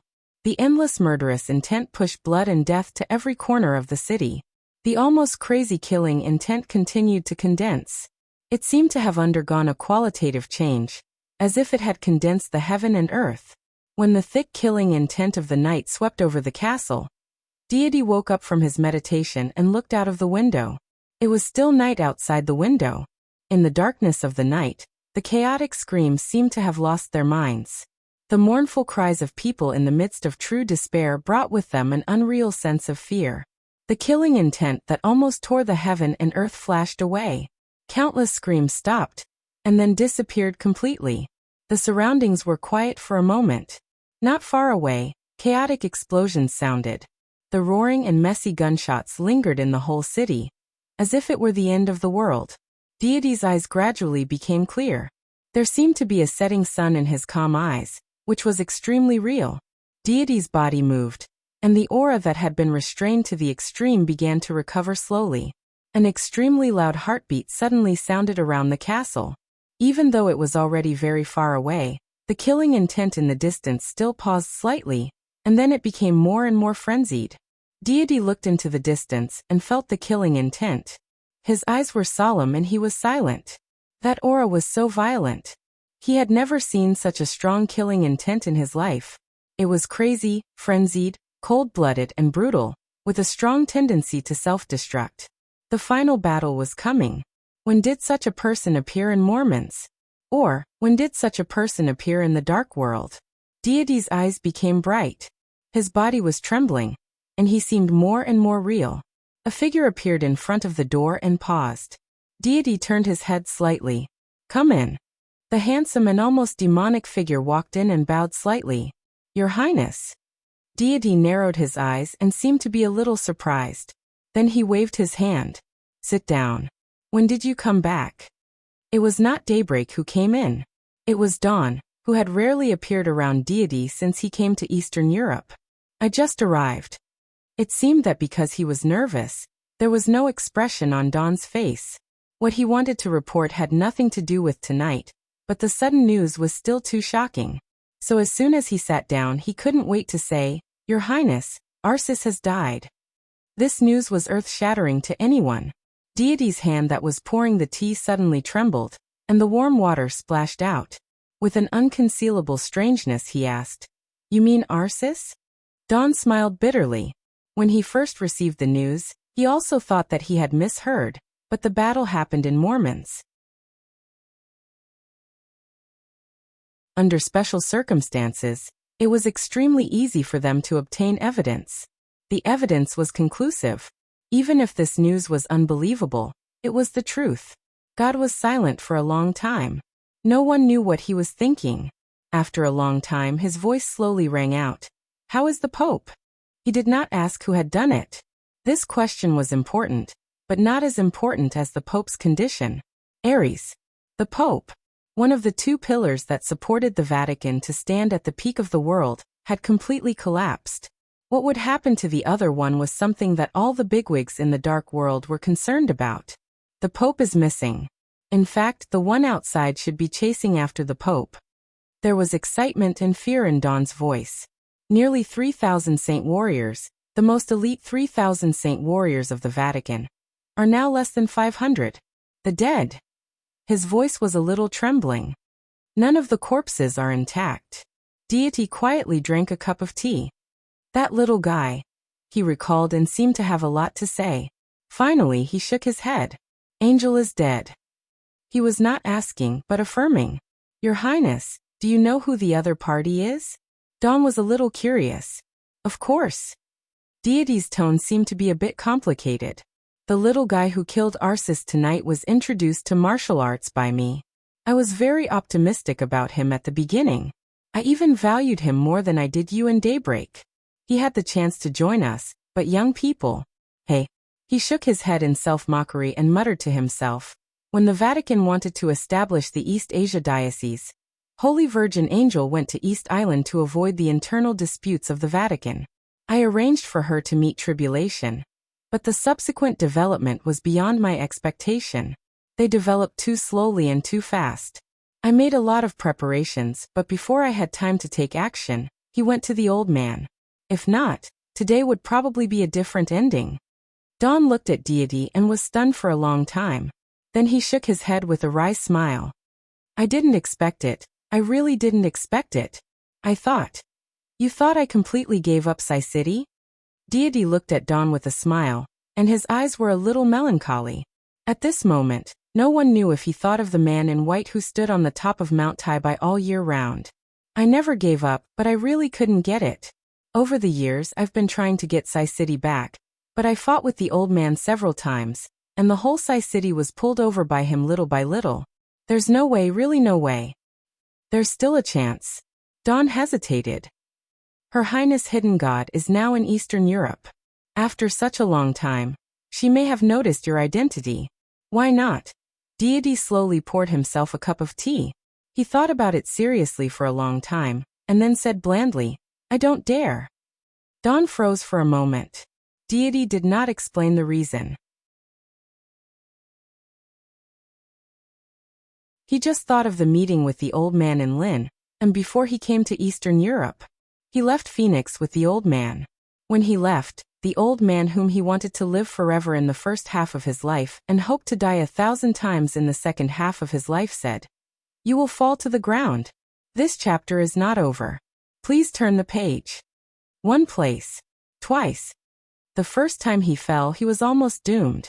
He fell in the hands of a woman. The same place twice. Heh. He was not sure if it was Situt Songyua. But ambitious people were suspicious. Deity did not dare to move. In the end, he could only stay still. He got up, walked to the window, and looked at the distant sky. The killing intent in the distant sky continued to condense, tearing heaven and earth. The wind and rain had stopped. Some starlight appeared in the clear night. The starlight gradually lit up, and there were more and more. The killing intent became more and more intense and kept rising, as if it wanted to transform again. This was the killing intent and aura belonging to the half-step chosen one. But this killing intent seemed to have no end. It was constantly rising, almost crazily. It's close to the real supreme. Deity whispered to himself, Amazing talent. Unfortunately, it's the end of the road. He held the teacup and looked down at the tea in the cup. The tea was rippling.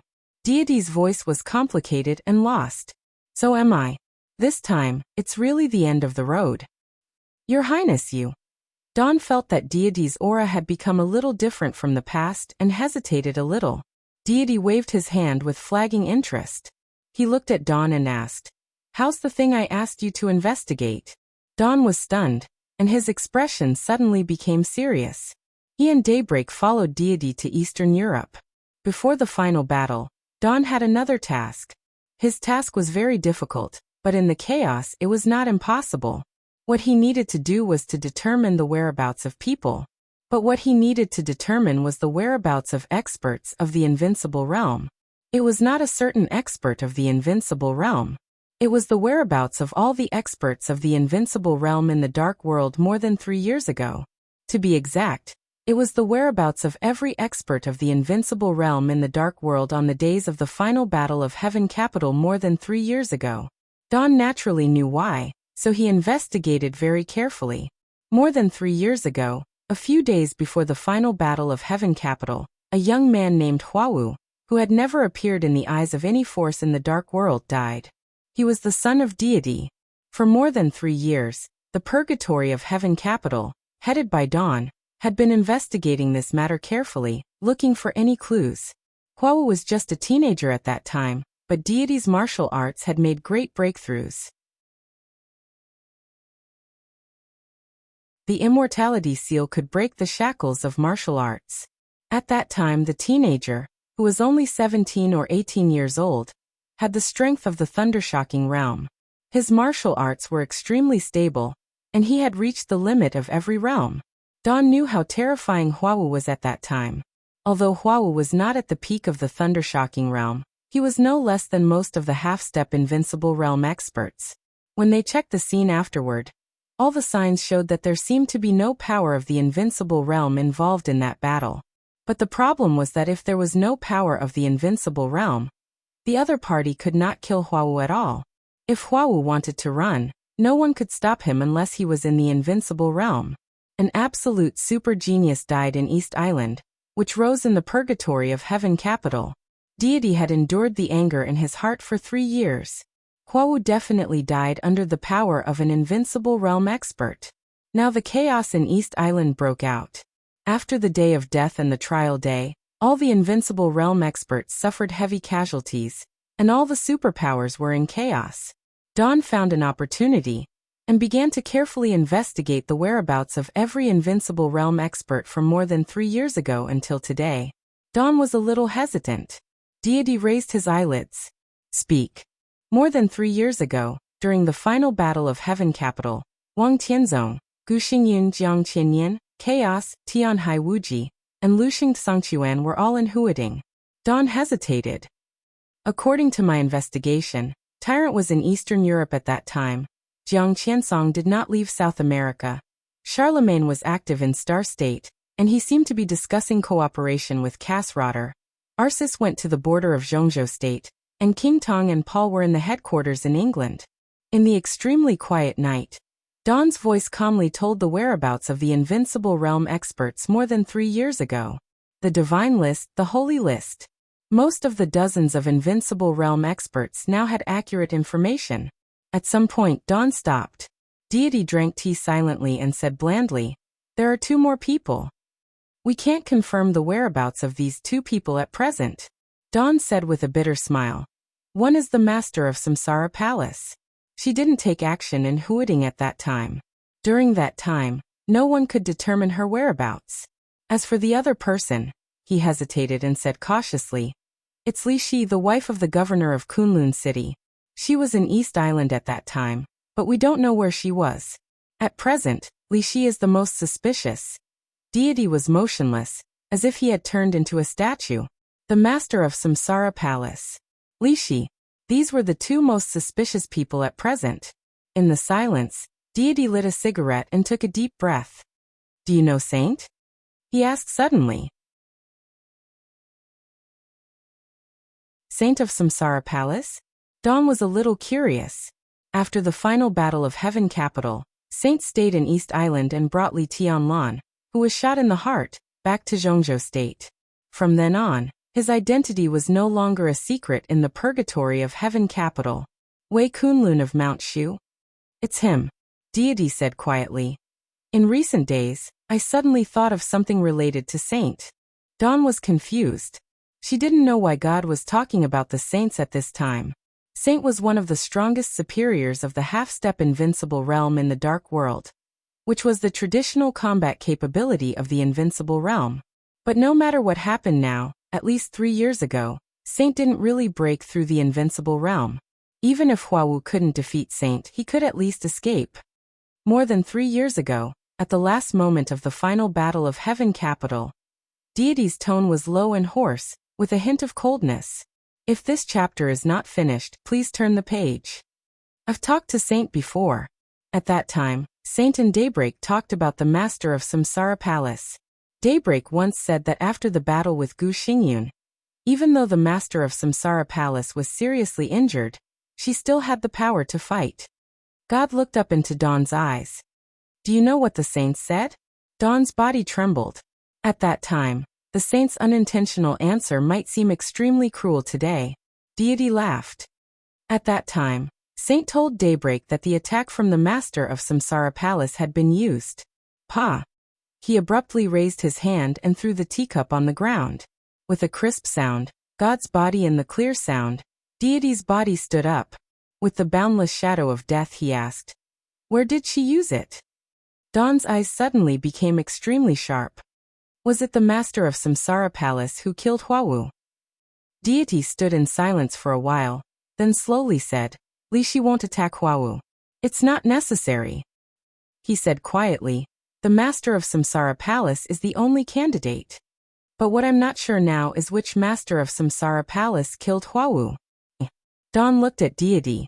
After a while he blinked and struggled to say, "What do you mean? Which master of Samsara Palace?" He rubbed his forehead.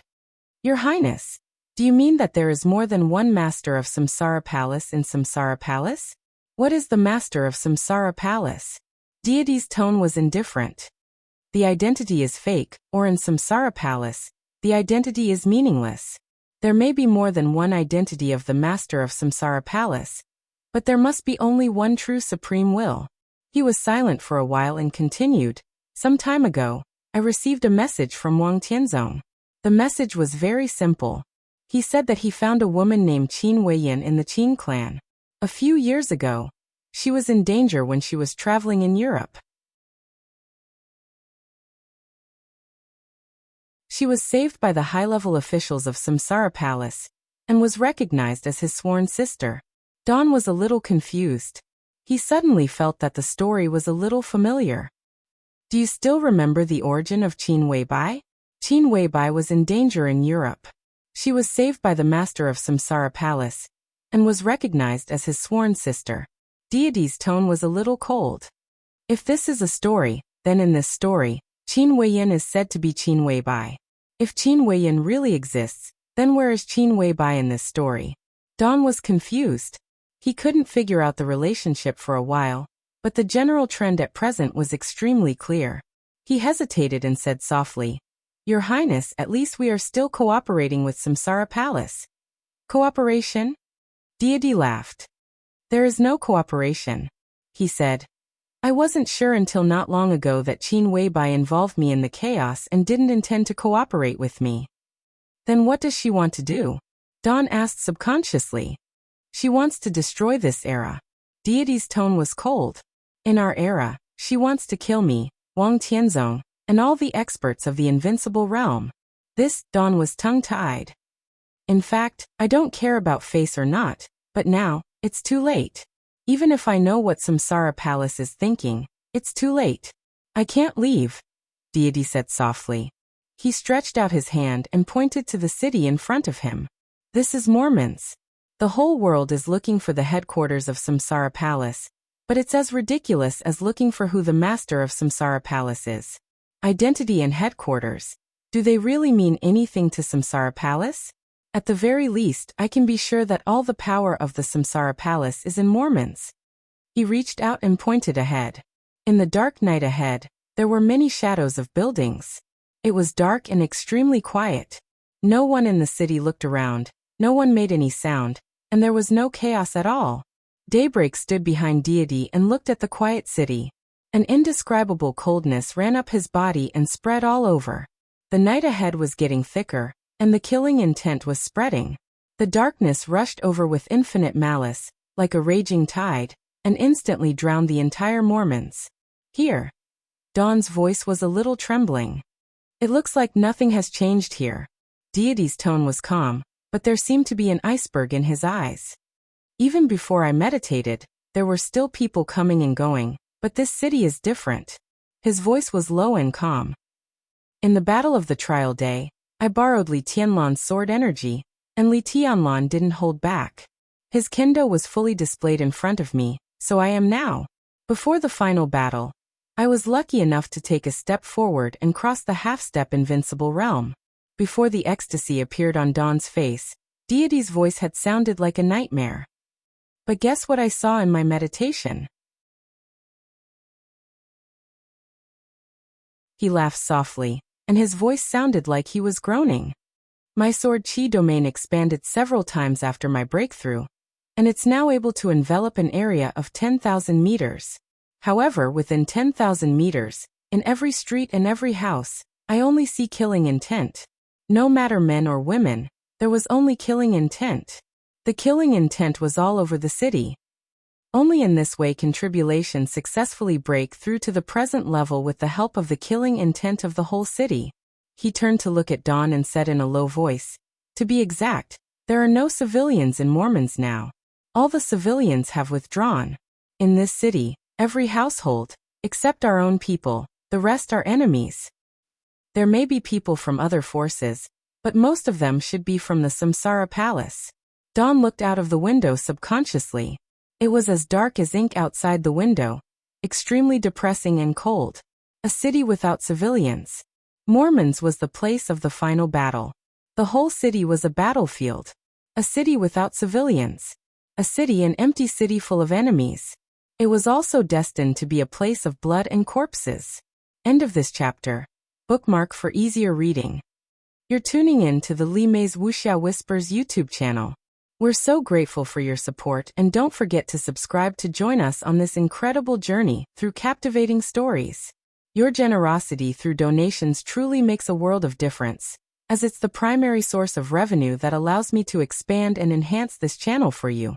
Thank you from the bottom of my heart for being a part of this adventure.